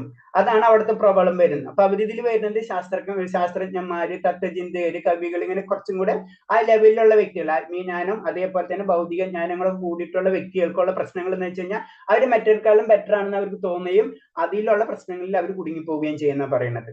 പക്ഷെ മറ്റുള്ളവർ വെച്ച് കഴിയുമ്പോൾ കമ്പാരിറ്റീവ്ലി ബെറ്റർ ആയിരിക്കും അവരുടെ ലൈഫ്. ഓക്കെ, 7ാമത്തെ ശ്ലോകം വായിച്ചോളൂ. ഹരേ കൃഷ്ണ. രജോരാഗാത്മകം വിധി തൃഷ്ണാസംഗസമുദ്ഭവം തന്നിബധ്നാതി കൗന്ദേയ കർമ്മസംഗേന ദേഹിനം. ഹരേ കൃഷ്ണ. ഹരേ കൃഷ്ണ. ഇപ്പൊ ഞാൻ അടുത്ത രജോഗുണത്തിനെ പറ്റി പറയാനാണ്. അല്ലയോ കുന്തി നന്ദന, അളവറ്റ തൃഷ്ണാധികത്യത്തിൽ നിന്നുള്ള വ്യാകുന്നേറ്റ രജോഗുണം ദേഹസ്ഥനായ ജീവനെ അത് ഭൗതികമായ ബലോദിഷ്ട കർമ്മങ്ങളാൽ കുടുക്കപ്പെടുന്നു. ഇവിടെ എന്ന് പറഞ്ഞ കർമ്മികൾ എല്ലാതും ആഗ്രഹങ്ങളാ, ഒരിക്കലും നിർത്താത്ത ആഗ്രഹങ്ങൾ. സാധാരണ രീതിയിൽ ഭൗതിക പ്രകൃതിയിൽ കാണുന്ന ഒരു 99% ആൾക്കാർ, ഇപ്പൊ നമ്മളെല്ലാവരും അങ്ങനത്തെ ഉള്ളായിരുന്നു. നമുക്ക് എന്ത് കിട്ടിയാലും മതി വരില്ല, അതല്ലേ പറഞ്ഞു, 1 കിട്ടിയാൽ 10 മതി. അത് തന്നെയാണ് ആ ചിന്താഗതി ആർക്ക് ഉണ്ടോ അവര് രജോഗുണമായിട്ടാണ്, രജോഗുണത്തിലുള്ള കാര്യങ്ങളിൽ അവർ ബന്ധസ്ഥരായിരിക്കുന്ന പറയുന്നത്. അതിനാൽ അവരെന്താണ്, ഭൗതികമായ ബലോദിഷ്ട കർമ്മങ്ങളിലെ കുടുങ്ങിക്കണം. ബലോദിഷ്ടം എന്ന് പറഞ്ഞു കഴിഞ്ഞാൽ നമ്മൾ എന്തൊരു കാര്യം കഴിഞ്ഞാൽ അതിന്റെ റിസൾട്ട് എനിക്ക് തന്നെയാണ്. ഞാൻ കാശ് ചെലവാക്കി കഴിഞ്ഞാൽ അതിന്റെ കാര്യം എനിക്ക് ലഭിക്കണം. ഞാൻ ഒരാൾ സംസാരിക്കുന്നത് അതിന്റെ വേറെന്തോ കണ്ടിട്ടായിരിക്കും ഞാൻ സംസാരിക്കണം. അങ്ങനെ എന്ത് കാര്യങ്ങളും, ഇപ്പൊ നമ്മള് സ്നേഹമാണ്, എന്ത് A to Z നമുക്ക് അതിന്റെ പ്രതിഫലം നമ്മൾ പ്രതീക്ഷിച്ചോ അത് നമ്മുടെ രജോഗുണത്തിലേക്ക് നമ്മൾ കടക്കുന്ന പറയുന്നത്. അപ്പൊ അതിന് ഇനീഷ്യൽ സ്റ്റേജ് എന്ന് പറയുന്നപ്പോ സാധാരണ രീതിയിൽ എന്തുകൊണ്ട് ഈ രജോഗുണം വരുന്നപ്പോ സ്ത്രീ പുരുഷന്മാർ നമ്മൾ ആസക്തി അവിടെ നിന്ന് പിന്നെ തുടങ്ങണം പല പ്രശ്നങ്ങളല്ലേ. അത് സുഖമായിരിക്കും, ദുഃഖമായിരിക്കും, പിന്നെ ഇങ്ങനെ ഓട്ടണം അല്ലെ. നമ്മൾ രജോഗുണ സ്വഭാവയുടെ ആസക്തി ഇന്ദ്രിയ സുഖങ്ങളിൽ അനുഭവങ്ങളാണ്. അപ്പൊ രജോഗുണം എന്ന് പറയുമ്പോൾ അവരെ ആസക്തി എപ്പോഴും ഇന്ദ്രിയങ്ങൾ, നമുക്കറിയാം പഞ്ചേന്ദ്രിയങ്ങൾ ഉണ്ടല്ലേ. ആ ഇന്ദ്രിയങ്ങൾ ഓരോ കണ്ണ് കാണും, നമ്മൾ എന്തൊരു വസ്തുവിനെ കാണുമ്പോൾ അത് അട്രാക്ഷൻ വരും. അതിനുവേണ്ടി നമ്മൾ പല പ്രവർത്തികളും ചെയ്യും, അതിനുവേണ്ടി ഒരേ കാര്യം. അങ്ങനെ എന്ത് കാര്യങ്ങളും അതൊക്കെ ഭൗതികമായിട്ടുള്ള കാര്യങ്ങളിൽ വളരെ ഇമ്പോർട്ടൻസ് കൊടുക്കുന്ന വ്യക്തികളായിരിക്കും. അതായിരിക്കും രജോഗുണം എന്ന് പറയുന്ന ശക്തിയുടെ പ്രവർത്തനം. അതാണ് തന്റെ കർമ്മബലത്തിലെ ആസക്തനും അങ്ങനെ അത്തരം കർമ്മങ്ങളിൽ ബന്ധനായി തീരുകയും ചെയ്യുന്നു. അപ്പൊ നമ്മൾ ചെയ്യുന്ന കർമ്മബലം, നമുക്കൊരു കാര്യം ചെയ്തു, എന്തെങ്കിലും ചെയ്തു, അതിന്റെ റിസൾട്ട് കിട്ടി നമ്മള്, അപ്പൊ വീണ്ടും നമ്മൾ ചെയ്യും, വീണ്ടും കിട്ടും. ഇതില് നമ്മൾ എപ്പോഴും ഇങ്ങനെ കറങ്ങിക്കൊണ്ടിരിക്കുന്ന പറഞ്ഞു, അതില് ബന്ധസ്ഥനായി തീരുന്ന പറഞ്ഞു. അതാണ് ശരിക്കും രജോഗുണം എന്ന് പറഞ്ഞത്. ഈ ഭൗതിക ലോകം തന്നെ പ്രായേണ രജോഗുണ ബാധിതൻ എന്ന് പറയാം. ഈ ഭൗതിക ലോകം തന്നെ കൂടുതലും ബാധിച്ചിട്ടുള്ളത് രജോഗുണമാണ് എന്നാണ് പറയുന്നത്. അടുത്ത ശ്ലോകം 8ാമത്തെ ശ്ലോകം വായിച്ചു. ഹരേ കൃഷ്ണ. തമസ്ത്വജ്ഞാനജം വിധി മോഹനം സർവദേഹിനാം പ്രമാദാലസ്യ നിദ്രാഭി തന്നിബധ്നാതി ഭാരത. ഹരേ കൃഷ്ണ. ഹരേ കൃഷ്ണ. ഇതിൽ പറയുന്നത് വെച്ചാൽ ഭാരതപുത്ര, അജ്ഞാനജന്യമായ തമോ ഗുണമായിട്ട് സർവ്വ ശരീരങ്ങളെയും വ്യാമോഹിക്കുന്നതാണ്. ഈ ഗുണത്തിന്റെ ഫലങ്ങളായ പ്രമാദം, അലസത, നിദ്ര എന്നിവ ബദ്ധ ജീവാത്മയിലെ കുടുക്കിടുന്നു. അപ്പൊ ഇതിൽ വരുന്ന ഇങ്ങനത്തെ ഗുണം, അതായത് താമസ്യം എന്ന് പറയുമ്പോൾ അവിടെ എന്താണ്, പ്രമാദം, അലസത, നിദ്ര, അതായത് ഓട്ടോമാറ്റിക് നമുക്ക് ഒരു അലസത വരെ നിദ്ര, ഒന്നിനോടൊന്നും ഇതില്ല. അപ്പൊ അത് പറഞ്ഞെന്ന് വെച്ചാൽ അത് അവർക്കും ഗുണമില്ല, അന്ന് മറ്റുള്ളവർക്കും ഗുണമില്ലാത്ത ഒരു ജീവിതം എന്ന് പറയില്ലേ. ഇപ്പൊ ഇത് നമ്മൾ ഇപ്പൊ ഫോട്ടോ കാണുന്ന പോലെ തന്നെ. കാരണം മറ്റുള്ളവർ ഉപദ്രവിക്കില്ല, അങ്ങനെ അത് എന്തിനാ ചെയ്യുന്നതെന്ന് വെച്ച് കഴിഞ്ഞാൽ അവർക്കറിയില്ല. ഇപ്പൊ ഈ ഒരു ഫോട്ടോ തന്നെ ഇൻഡിക്കേറ്റ് ചെയ്യുന്ന പറഞ്ഞു കഴിഞ്ഞാൽ വളരെ ഇൻഫോർമേറ്റീവ് ആയിട്ടുള്ള ഒരു പോയിന്റാണ്. കാരണം എന്ന് വെച്ച് കഴിഞ്ഞാല് നമ്മൾ ഏത് ജീവിയാണ് വധിക്കുന്നത് ആ ജീവി നമ്മളെ അടുത്തത് വധിക്കുന്നു. അതിന്റെ ഒരു ഇൻഡയറക്റ്റ് ആയിട്ട് മീനിങ്. പിന്നെ തമോ ഗുണ ബാധിതമായിട്ടുള്ള വ്യക്തികളാണ് ഇങ്ങനെ ചെയ്യുക. അപ്പൊ അതിന് പറഞ്ഞ അത്തരം നീചമായിട്ടുള്ള കർമ്മങ്ങൾ ചെയ്യുന്ന രീതിയിലേക്ക് നമ്മൾ വളർന്നു കഴിഞ്ഞാൽ തമോ ഗുണമായി ഓട്ടോമാറ്റിക് ആയിട്ട് നമ്മൾ അതിലേക്ക് പോയിക്കൊണ്ടിരിക്കുക എന്ന് പറയുന്നത്. അപ്പൊ അവര് എന്താ ചെയ്യണമെന്ന് അവർക്ക് അറിയില്ല. അവരെ കാര്യം എന്ന് പറയുന്നത് വെച്ചാൽ അധ്യാത്മിക ജ്ഞാന സമ്പാദനത്തിനുള്ള സത്സംഗത്തിന് ക്ഷണിച്ചാൽ പോലും അവർ വലിയ താല്പര്യം കാണിക്കാറില്ല. മറ്റൊരു രജോ ഗുണം എന്ന് പറഞ്ഞാൽ വീണ്ടും പോകും. എന്തെങ്കിലും അവിടെ ചെന്ന് കഴിഞ്ഞു കഴിഞ്ഞാൽ എന്തെങ്കിലും എനിക്ക് അതിൽ ഉണ്ടായിട്ട് എന്തെങ്കിലും ബെനിഫിറ്റ് കിട്ടുമോ, അറ്റ്ലീസ്റ്റ് നമുക്ക് ഭഗവാൻ പ്രാർത്ഥിച്ചാൽ അങ്ങനെ എന്തെങ്കിലും അവർക്ക് പ്രതീക്ഷയുണ്ട്. ഇവരെന്ന് പറഞ്ഞാൽ അതിനും കൂടി ഉണ്ടാവില്ല എന്നാ പറഞ്ഞത്. അതിന് അത്രയും അവര് താല്പര്യം കാണിക്കാറില്ല എന്ന് പറഞ്ഞു. അതാണ് ഏറ്റവും ഡേഞ്ചർ ആയിട്ടുള്ള ആ തമോ ഗുണം. പിന്നെ ഇവരെ അവർക്ക് എന്തിനാണ് അവർ ജീവിക്കുക എന്നുള്ള ഒരു മീനിങ് തന്നെ അവർക്ക് അറിയില്ല എന്ന് പറയുന്നത്. അതായത് അലസത, നിദ്ര, അതൊക്കെ അതിലാ വരുന്ന ഇത് പറയുന്നത്. അടുത്ത ശ്ലോകം. ഹരേ കൃഷ്ണ. ഹരേ കൃഷ്ണ. ഒരു സെക്കൻഡ് ഇതൊന്ന് പറഞ്ഞു കൊടുത്തിട്ടെ. ഇതിൽ നമ്മൾ 3 ജീവികളെ ഫോട്ടോഗ്രാഫ് ഉണ്ട്. ഇതിൽ പിന്നെ കാക്ക എന്ന് പറയുന്ന തമോ ഗുണത്തിൽ വരുന്നതാണ്. ഇതേപോലെ തന്നെ തേനീച്ചയിൽ വരുമ്പോ അത് രജോ ഗുണാണ്. ഈ ഹംസം അത് ഓട്ടോമാറ്റിക് ആയിട്ട് സാത്വിക ഗുണത്തിലാണ്. ഇപ്പൊ നമ്മുടെ വർഗങ്ങളിൽ അടക്കം നമുക്കിത് കാണാന്ന് പറയുന്നത്. ഇപ്പൊ അതിന് എക്സാമ്പിൾ പറയുന്നത് നമ്മൾ സ്ഥലങ്ങൾ മാത്രമല്ല, ഞങ്ങളുടെ ദിവസങ്ങൾ തന്നെ സാത്വികമായിട്ടുള്ള ദിവസങ്ങൾക്ക് നമ്മുടെ ജീവിതത്തിൽ കാണാം, രാജസീയമായിട്ടുള്ളത് കാണാം, ഈവൻ സ്ഥലങ്ങൾ തന്നെ കാണാം. നമ്മളിപ്പോ തീർത്ഥ സ്ഥലങ്ങൾ പോകുമ്പോൾ അവിടെ സാത്വികമായിട്ടുള്ള സ്ഥലങ്ങളാണ്. നമുക്ക് അവിടെ പോയി കഴിഞ്ഞാൽ കുറച്ച് സമാധാനങ്ങളും കിട്ടും. നമ്മൾ ജനറൽ ആയിട്ട് പറയാല്ലേ, അങ്ങനത്തെ ഡാമുകളിലൊക്കെ പോയി കഴിഞ്ഞാൽ അപ്പൊ അതാണ് അത് തീർത്ഥങ്ങൾ. പക്ഷെ അവിടുത്തെ നരകങ്ങൾ മീൻസ് സിറ്റീസിലൊക്കെ പോയി കഴിഞ്ഞാൽ അവിടെ എപ്പോഴും ഇതാണ് അല്ലെ, രാജസീയമായിട്ടുള്ള കാര്യങ്ങൾ, എല്ലാവരും ബഹളമാണ് അവിടെ. പക്ഷെ അടുത്തത് ഈ ശ്മശാനങ്ങൾ, അതായത് നെഗറ്റീവ് ആയിട്ടുള്ള സ്ഥലങ്ങൾ, ഇപ്പൊ മൃഗങ്ങളെ കശാപ്പ് ചെയ്യുന്ന സ്ഥലങ്ങൾ, ഇതൊക്കെ എന്താണ്, അവിടൊക്കെ തമോ ഗുണമാണ് അല്ലെ. അങ്ങനെ നമ്മൾ എല്ലാ കാര്യത്തിലും കാണാൻ പറ്റും. ഒരു പുഷ്പത്തിന് എടുത്തു കഴിഞ്ഞാലും അതിൽ തന്നെ നമുക്ക് പല രീതിയിലും കാണാൻ പറ്റും. അതിന് നമുക്ക് അതിന് പറഞ്ഞ പ്രകൃതിയിൽ ഇതെല്ലാതും കാണാം. നമുക്ക് ശ്രദ്ധിച്ചു കഴിഞ്ഞാൽ ഒരേ കാര്യത്തിന് നമ്മുടെ ജീവിതത്തിലാണെങ്കിലും നമുക്ക് തന്നെ ചില വർഷങ്ങൾ നമുക്ക് നല്ല രീതിയിൽ കടന്നു പോയിട്ടുണ്ടാവും, ചില വർഷങ്ങളിൽ നമുക്ക് ബുദ്ധിമുട്ടായിട്ടുണ്ടാവും. അതുപോലെ തന്നെ ജീവിത രീതികൾ നമ്മ മരണസമയത്ത് നമ്മൾ തമോ ഗുണത്തിലായിട്ട് മാറിയിട്ടുണ്ടാവും, നമുക്ക് ഒന്നും ചെയ്യാൻ പറ്റാത്തൊരു അവസ്ഥ അല്ലെ. ഇപ്പൊ സാത്വിക ഗുണം നമ്മൾ ജനന സമയത്ത് വീട്ടിൽ നമ്മൾ മീഡിയം ആയിട്ടുള്ള ലൈഫ് അത് മുഴുവൻ രജോ ഗുണമാണ് അല്ലെ. കാരണം നമ്മൾ ഇങ്ങനെ ഓടിക്കൊണ്ടിരിക്കണം. അപ്പൊ അങ്ങനെ എല്ലാ സ്ഥലത്തും നമുക്ക് ഇത് കാണാൻ കഴിയാന്നാ പറയുന്നത്. ഹരേ കൃഷ്ണ. നെക്സ്റ്റ് ശ്ലോകം. ഹരേ കൃഷ്ണ. ഹരേ കൃഷ്ണ. സത്വം സുഖേ സഞ്ജയതി രജകർമ്മണി ഭാരത ജ്ഞാനമാവൃത്യ തു തമ പ്രമാദേ സഞ്ജയത്യുതാ. ഹരേ കൃഷ്ണ. ഹരേ കൃഷ്ണ. ഈ ശ്ലോകം പറയുന്നത് വീണ്ടും മൂന്ന് ഇതിനെ ഒന്നുകൂടെ കമ്പയർ ചെയ്തെടുക്കണാണ്. അല്ലയോ ഭാരതപുത്ര, സത്വഗുണം ഒരാളെ സുഖം കൊണ്ട് ബന്ധിക്കുമ്പോൾ രജോ ഗുണം കാമ്യ കർമ്മങ്ങൾ കൊണ്ട് ബന്ധിപ്പിക്കുക. ജ്ഞാനത്തെ ആവരണം ചെയ്യുന്ന തമോ ഗുണമായിട്ട് ഉന്മാദം കൊണ്ട് ഒരാളെ ബന്ധിക്കുന്നു. അപ്പൊ എന്താണ് പറയുന്നത്? സത്വഗുണം എന്ന് പറയുമ്പോൾ അയാളെ സുഖം കൊണ്ട് കുറച്ചൊക്കെ കമ്പാരിറ്റീവ്ലി ലൈഫ് ഒന്ന് കുറച്ച് ബെറ്റർ ആയിട്ടുണ്ടാവും. അപ്പൊ അങ്ങനത്തെ കാര്യം അതാണ് സത്വഗുണത്തിന്റെ പ്രത്യേകത. രജോ ഗുണം എന്ന് പറഞ്ഞു കഴിഞ്ഞാൽ ബിസി ലൈഫ്, ഫുൾ ടൈം അതിങ്ങനെ ഒരം കൈമിക്ക് അടുത്തത് ഇങ്ങനെ കറങ്ങിക്കൊണ്ടിരിക്കും, അതാണ് രജോ ഗുണം. അതാണ് കാമ്യകർമ്മങ്ങൾ. ആള് എപ്പോഴും കർമ്മങ്ങൾ ചെയ്യാൻ ഇങ്ങനെ നോക്കിക്കൊണ്ടിരിക്കുന്ന വ്യക്തികളായിരിക്കും. മറ്റൊന്ന് തമോ ഗുണം എന്ന് പറയുമ്പോൾ ഉന്മാദം, അവർക്ക് എന്താണെന്ന് അവർക്ക് തന്നെ അറിയാത്ത ഒരു അവസ്ഥ. ഈ ഫോട്ടോഗ്രാഫി കാണുമ്പോൾ നമുക്ക് ശ്രദ്ധിച്ചാൽ സാത്വിക ഗുണം നമ്മുടെ ദേവന്മാരെ ആരാധിക്കും, അങ്ങനത്തെ ആ ലെവല് കമ്പാരിറ്റീവ്. രജോ ഗുണം എന്ന് പറഞ്ഞു കഴിഞ്ഞാല് അവരെന്തിനു വേണ്ടിയും ചെയ്യും, അവർക്ക് അവരെ കാര്യം ഉണ്ടായിട്ട് ആസുര്യമായിട്ടുള്ള കണക്ഷൻ വരും അവർക്ക്, കാരണം അവരൊക്കെ എന്തിനു വേണ്ടി ചെയ്യും. പിന്നെ അടുത്തത് തമോ ഗുണം എന്ന് പറയുമ്പോൾ ഓട്ടോമാറ്റിക് നെഗറ്റീവ് ആയിട്ടുള്ള കാര്യങ്ങളിലേക്ക് മാത്രം അവര് ഇൻവോൾവ് ആവും. അപ്പൊ പറഞ്ഞ രജോ ഗുണത്തിലുള്ള ഒരു വ്യക്തി കാമ്യകർമ്മങ്ങൾ വ്യാപൃതനാവും. പിന്നെ തമോ ഗുണത്തിലുള്ള ചെയ്യുന്ന വ്യക്തികൾക്ക് അവർ പറഞ്ഞ തമോ ഗുണം ഉള്ളവർക്ക് ചെയ്യുന്നത് അവർക്കോ മറ്റുള്ളവർക്കോ പ്രയോജനകരമല്ല. നമ്മൾ എന്തൊരു കാര്യം ചെയ്യണം, ഒന്നിലും എനിക്ക് ഉപകാരം അല്ലെങ്കിൽ മറ്റുള്ളവർക്ക് ഉപകാരം, ഇത് രണ്ടും ഇല്ലാത്ത വ്യക്തികളായിരിക്കും. ആ ഗുണമാണ് ശരിക്കും എന്താണ് തമോ ഗുണം എന്ന് പറയുന്നത്. അതാണ് ഏറ്റവും ഡേഞ്ചറസ് ആയിട്ടുള്ളത്. പക്ഷെ എന്താണ് ഏറ്റവും കൂടുതലുള്ളത് രജോ ഗുണമായിരിക്കും. കാരണം 90% ആൾക്കാർക്കും നമ്മൾ സ്വാർത്ഥരായിരിക്കും അല്ലെ, 99 എനിക്ക് വേണ്ടിയായിരിക്കും നമ്മളെല്ലാവരും നമുക്ക് വേണ്ടിയായിരിക്കും എല്ലാ കാര്യങ്ങളും ചെയ്യുന്നത്, അല്ലെങ്കിൽ അന്ന് എൻ്റെ ഒരു സന്തോഷം. സത്യം പറഞ്ഞാൽ അതാണ് നമ്മളെ തെറ്റ്. നമുക്ക് ഒരിക്കലും ഭൗതിക ലോകത്തിൽ നമുക്ക് ആ സന്തോഷം ലഭിക്കില്ല. അതാണ് മനസ്സിലാവും. അതാണ് ഋഷിമാരെ പറ്റിയുള്ള ഇപ്പൊ ഭഗവാൻ ആദ്യത്തെ ശ്ലോകത്തിൽ പറഞ്ഞ അതാർക്കാണ് മനസ്സിലാവും ഋഷീശ്വരൻ നമുക്ക് പറയാം. കാരണം ഋഷിമാർക്ക് അത് മനസ്സിലായി, ഭൗതിക ലോകത്തിൽ ആനന്ദം ലഭിക്കില്ല. കാരണം ആനന്ദത്തിന് വേണ്ടിയിട്ടുള്ള അന്വേഷണം മാത്രമാണ് നമ്മളിവിടെ നടക്കുന്നത്. അത് കാരണം കൊണ്ടാണ് നമുക്ക് ഒരു കാര്യം കിട്ടിക്കഴിഞ്ഞാൽ നമുക്ക് അടുത്തേക്ക് കടക്കുന്നത്. അല്ലെങ്കിൽ നമുക്ക് ഒരു കാര്യം കിട്ടില്ല നമ്മൾ ഫുൾ അതിൽ ഹാപ്പി ആവണ്ടേ. നമ്മൾ എന്താണ് ഹാപ്പി ആവാത്തത്? കാരണം നമുക്ക് എന്തോ അവിടെ മിസ്സിങ് വരുന്ന പോലെയാണ് നമ്മൾ അടുത്തേക്ക് കിടക്കണം. കാരണം ആക്ച്വലി നമ്മൾ മിസ്സായിട്ടിരിക്കുന്നുള്ളതാണ് ആ പരമാനന്ദത്തിന്, അല്ല ആ സത്യത്തിന്. മനസ്സിലായി? ആ പരമായ സത്യത്തിന് നമ്മൾ മിസ് ചെയ്യുന്നത്. കാരണം അതെന്താണ്? അതാണ് നമ്മുടെ അംശം, അതാണ് നമ്മുടെ ധാമം, അതാണ് നമ്മുടെ വീട്. മനസ്സിലായി? നമുക്ക് അറിയണില്ല, നമ്മൾ ഇവിടെ പെട്ടിട്ട് നമ്മൾ ഈ ഇതിനെ കിടന്ന് അന്വേഷിച്ചുകൊണ്ടിരിക്കണം. അതാണ് നമ്മൾ ഇങ്ങനെ കാമ്യകർമ്മങ്ങളിൽ ഇത് അന്വേഷിച്ചുകൊണ്ടിരിക്കുന്നത്. അതാണ് ഒരാൾക്കും ഒരു ലോകത്ത്, ഈ ലോകത്ത് ഭൗതിക ലോകത്തിൽ ഇത് ലഭിക്കില്ല. കാരണം അത് ആത്മീയതയാണ്. അത് ഭഗവാനിലായിട്ട്, ഭഗവാൻ എന്നാണ് നമുക്ക് മനസ്സിലാവുന്നത്, ഭൗതിക പ്രകൃതിനെ എങ്ങനെയാണ് നമ്മൾ രക്ഷപ്പെടേണ്ടതും ഭൗതിക പ്രകൃതി എന്താണ് നമുക്ക് മനസ്സിലാവുമ്പോഴാണ് നമ്മൾ ആത്മീയതയിലേക്ക് കിടക്കുന്നത്. ഇപ്പൊ നമ്മളെല്ലാവരും ശ്രദ്ധിച്ചറിയാം, നമ്മൾ എന്തുകൊണ്ട് നമ്മളൊരു ചിന്ത എന്താണ് ഭൗതിക കേൾക്കാൻ ആഗ്രഹിക്കുന്നത്, എന്തോ നമുക്ക് ഒരു ഇത് കിട്ടുന്നുണ്ട്. കാരണം നമ്മൾ എന്താണ്, നമ്മുടെ ലക്ഷ്യം എന്താണ് എന്നുള്ളൊരു ചിന്താഗതി നമുക്ക് വരുമ്പോഴാണ് നമ്മൾ അന്വേഷണം തുടങ്ങുന്നത്. സത്യത്തിൽ ആ അന്വേഷണം തുടങ്ങുമ്പോഴാണ് നമ്മൾ ഭക്തിയിലേക്ക് സ്റ്റാർട്ടായി എന്നാ പറയുന്നത്. ശരിക്കും ബാക്കിയുള്ളതൊക്കെ ഉണ്ട്, ഇപ്പൊ നമ്മൾ സുഹൃത്തുക്കളൊക്കെ പഠിച്ചിട്ടുണ്ട്, അതൊക്കെ വേറെ ലെവല്. കാരണം എന്താ വെച്ചാൽ അതൊക്കെ ഒരു സെക്ഷൻസ് ആണ്, പല സ്റ്റെപ്പുകളാണ് പറയുന്നത്. അവര് സുഹൃത്തുക്കളെ പറ്റി നമുക്ക് ദുഃഖങ്ങൾ ഇപ്പൊ ചോദിക്കണം, അങ്ങനെ എനിക്ക് ദുഃഖം വരുമ്പോൾ ഞാൻ ഭഗവാനല്ല പ്രാർത്ഥിക്കേണ്ടത്? തീർച്ചയായിട്ടും ഭഗവാനെ തന്നെയാണ് പ്രാർത്ഥിക്കേണ്ടത്. അത് സുഹൃത്തുക്കളുടെ കൂട്ടത്തിൽ തന്നെയാണ് പെടുന്നത്.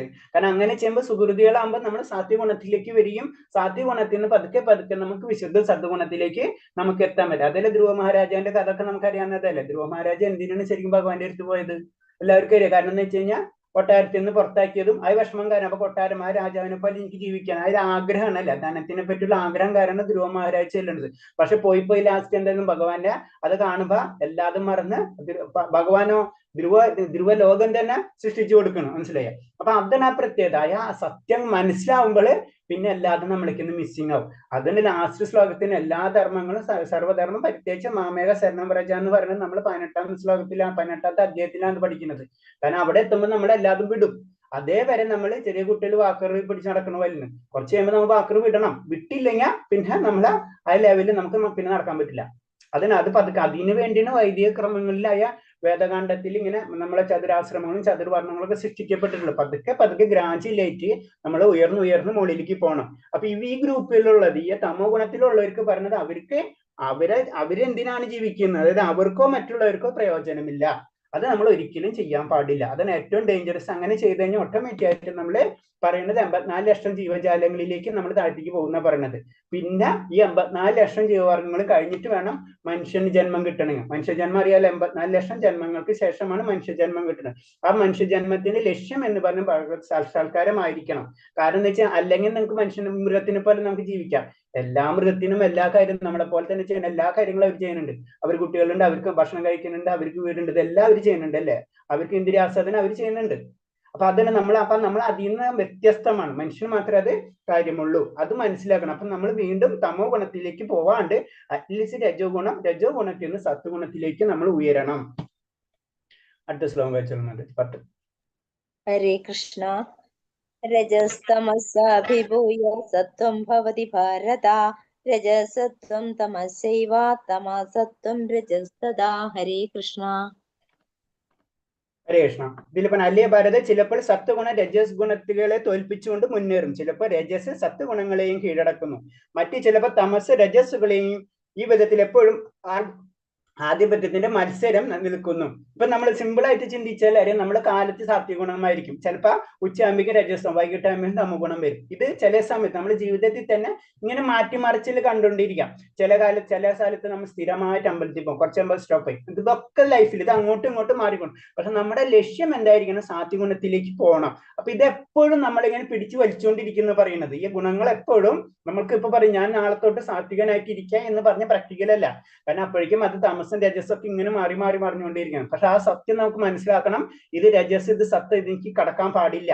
കാരണം നമ്മൾ ഈവൻ ഇത് അടുത്ത അധ്യായത്തിൽ വരുന്ന ഭക്ഷണത്തിന്റെ കാര്യങ്ങളൊക്കെ പറയുന്നത്, നമ്മൾ ഏത് തരം ഭക്ഷണങ്ങൾ കഴിച്ചാലാണ് സാത്വികമായിട്ട് മാറാം, അതൊക്കെ അതിൽ പറയണ്ട. അപ്പൊ അത് നമ്മളെ മാക്സിമം കാര്യങ്ങൾ നമ്മൾ അതിലേക്ക് പോകണം. വാസുദേവാവസ്ഥയെ വിശുദ്ധ സത്വത്തിൽ, കാരണം നമ്മൾ ചെയ്യേണ്ടതെന്ന് വെച്ച് കഴിഞ്ഞാൽ വാസുദേവാവസ്ഥയായ വിശുദ്ധ സത്വഗുണത്തിലേക്ക് നമ്മൾ എത്തണം. അതാണ് നമ്മൾ ചെയ്തുകൊണ്ടിരിക്കേണ്ടത്. അടുത്ത ശ്ലോകം വായിച്ചോളൂ. ഹരേ കൃഷ്ണ. സർവദ്വാരേഷു ദേഹേസ്മിൻ പ്രകാശ ഉപജായത്തെ. ജ്ഞാനം യഥാ തഥാ വിദ്യാത് വിവൃദ്ധം സത്വമിത്യുദാ. ഹരേ കൃഷ്ണ. ഹരേഷ്മ. ഇതിൽ പറയുന്നത് ശരീരത്തിലെ എല്ലാ ധാരങ്ങളും ജ്ഞാനത്തിന്റെ പ്രകാശിതമാക്കുമ്പോൾ സത്വഗുണത്തിന്റെ പ്രഭാവം അനുഭവപ്പെടുന്നു. അപ്പൊ കാരണം ജ്ഞാനം, ഈ അറിവ്, നമ്മൾ അറിവ് എന്ന് പറയുമ്പോൾ സത്യം അറിയുമ്പോൾ നമ്മുടെ എല്ലാ കാര്യങ്ങളും, എല്ലാ ശരീരം അടക്കം നമ്മൾ എന്താണ് ജ്ഞാനത്തിലേക്ക് പ്രകാശമാകുന്ന പറഞ്ഞത്. അതിൽ പറഞ്ഞത് 9 ധാരങ്ങൾ, നമ്മുടെ ശരീരത്തിൽ 9 ധാരങ്ങൾ ഉണ്ടെന്ന് പറഞ്ഞത്. അതിൽ 2 കണ്ണുകൾ, 2 ചെവികൾ, 2 നാസാധരങ്ങള്, പിന്നെ വായു, ലിംഗം, മലധാരം, ഇങ്ങനെ 9. ഇതെല്ലാതും ശരിക്കും പുറത്തേക്ക് കണക്ട് ആയിട്ടിരിക്കുന്നതാണ് അല്ലെ. അപ്പൊ ഇതെല്ലാതും പ്രകാശമാനാവുന്ന രീതിയിലേക്ക് ഉയരുന്ന പറഞ്ഞു. എപ്പോഴും സാത്വികമായിട്ടുള്ള ലെവലിലേക്ക് നമ്മൾ ഉയരുമ്പോ ഇതെല്ലാതും പ്രകാശമാനമായി തീരുന്നവർ. ആ ജ്ഞാനം ഇതൊക്കെ നമുക്ക് കിട്ടുന്നവയ്ക്കാണ്. അതിന്റെ ഉള്ളിലാണല്ലേ ഭഗവാൻ ഇരിക്കുന്ന. എവിടെയാണ്? അല്ലെങ്കിൽ ഭഗവാൻ എന്ന് പറയുമ്പോൾ ജീവാത്മാവ് തന്നെ നമുക്ക് വേണമെങ്കിൽ ഭഗവാൻ എന്ന് പറയല്ലേ. കാരണം ഭഗവാന്റെ അംശം തന്നെയാണ്. അതിൽ കൂടി പരമാത്മാവ് ഉണ്ട് അല്ലെ. നമ്മളെ കൂടെ ജീവാത്മാവ് ഉണ്ട്, പരമാത്മാവ് ഉണ്ട്. അപ്പൊ എവിടെ ഇരിക്കുന്ന? ഈ ശരീരത്തിലാണ് ഇരിക്കുന്നത് അല്ലെ. അപ്പൊ 9 വാതിലുള്ള ആ ശരീരത്തിലാണ് ശരിക്കും, അല്ലെങ്കിൽ ആ കൊട്ടാരത്തിലാണ് ശരിക്കും ജീവാത്മാവ് ഇരിക്കുന്നത് അല്ലെ. അപ്പൊ അത് നമ്മൾ പ്യൂർ ആയി കഴിഞ്ഞാൽ ഓട്ടോമാറ്റിക് ആയിട്ട് നമ്മുടെ എല്ലാ വാതിലുകളും എല്ലാ ശരീരവും പ്യൂർ ആയിക്കൊണ്ടിരിക്കും. അതാണ് പറഞ്ഞ ആചാര്യന്മാര്, വലിയ വലിയ ആചാര്യന്മാര്, അവര് അൾട്ടിമേറ്റ് അവിശുദ്ധ സത്വഗുണത്തിലായിരിക്കും അവർക്ക്. നമുക്ക് തോന്നും അവര് ഭൗതിയിൽ ജീവിക്കണം, പക്ഷെ ഭൗതിയിൽ ജീവിച്ചാലും അവര് അൾട്ടിമേറ്റ് ആയ വിശുദ്ധ സത്വഗുണം അല്ലെങ്കിൽ മുക്താത്മാക്കളായി മാറിയിട്ടുണ്ടാവും അവര്. അടുത്ത ശ്ലോകം. ഹരേ കൃഷ്ണ. ലോഭ പ്രവൃത്തിരാരംഭ കർമ്മണാമശമസ്പൃഹ രജസ്യേതാനി ജായന്തേ വിവൃദ്ധേ ഭരതർഷഭ. ഹരേ കൃഷ്ണ. കൃഷ്ണ. ഹേ ഭരതശ്രേഷ്ഠ, രജോഗുണം വർദ്ധിക്കുമ്പോൾ അതിയായ ആസക്തി, ബലോദിഷ്ടമായ പ്രവർത്തനം, കഠിന പ്രയത്നം, അടങ്ങാനാവാത്ത ആഗ്രഹം, മോഹാവേശം എന്നീ ലക്ഷണങ്ങൾ ഉണ്ടാകുന്നു. അപ്പൊ എന്താണ് ഇത്? ആദ്യത്തെ എന്ത് പറഞ്ഞത്? നമ്മളെ സത്വഗുണത്തെ പറ്റിയാണ്. ഈ ശ്ലോകം പറയുന്നത് എന്താണ്? ആഗ്രഹങ്ങൾ. അപ്പൊ അതാണ് രജോഗുണമായ അല്ലെ. രജോഗുണത്തിലുള്ള പ്രത്യേകത എന്ന് പറഞ്ഞു കഴിഞ്ഞാൽ എന്തിന് കഠിനമായിട്ട് പ്രയത്നിക്കും. അത് കിട്ടാൻ വേണ്ടി ശരിക്കും പ്രയത്നിക്കുന്ന വ്യക്തികൾ തന്നെ ആയിരിക്കും. അല്ലെങ്കിൽ ആ ഗുണം അതാണ് ഇമ്പോർട്ടൻസ് കൊടുക്കുന്നത്. കഠിനമായ പ്രയത്നമായിരിക്കും, അടങ്ങാനാകാത്ത ആഗ്രഹമായിരിക്കും. നമുക്കത് ലഭിക്കണം. ആ ആഗ്രഹങ്ങൾ, അതിനുവേണ്ടി ആ വ്യക്തി എന്തും ചെയ്യും. മോഹാവേശം എന്നീ ലക്ഷണങ്ങൾ ഉണ്ടാവും എന്ന് പറയുന്നതിന് രജോഗുണം. അപ്പൊ രജോഗുണത്തിൽ വന്നു കഴിഞ്ഞാൽ സാധാരണ രീതിയിൽ ചിന്തിച്ചോ, ഭൗതിക പ്രകൃതിയിലുള്ള നമ്മളെ പോലെ 99% രജോഗുണ പ്രകൃതിയിലുള്ള വ്യക്തികളായിരിക്കും എന്നാ പറയുന്നത്. കാരണം നമുക്ക് എല്ലാവർക്കും ആഗ്രഹങ്ങളായിരിക്കും അല്ലെ. നമ്മൾ ഒരിക്കലും ഒന്ന് കിട്ടിയാൽ 10 ആയ ആഗ്രഹത്തിന്റെ മുകളിലായിരിക്കും നമ്മൾ നിൽക്കുന്നത്. അതിന് രജോഗുണം എന്ന് പറയുന്നത്. 13ാമത്തെ ശ്ലോകം. ഹരേ കൃഷ്ണ.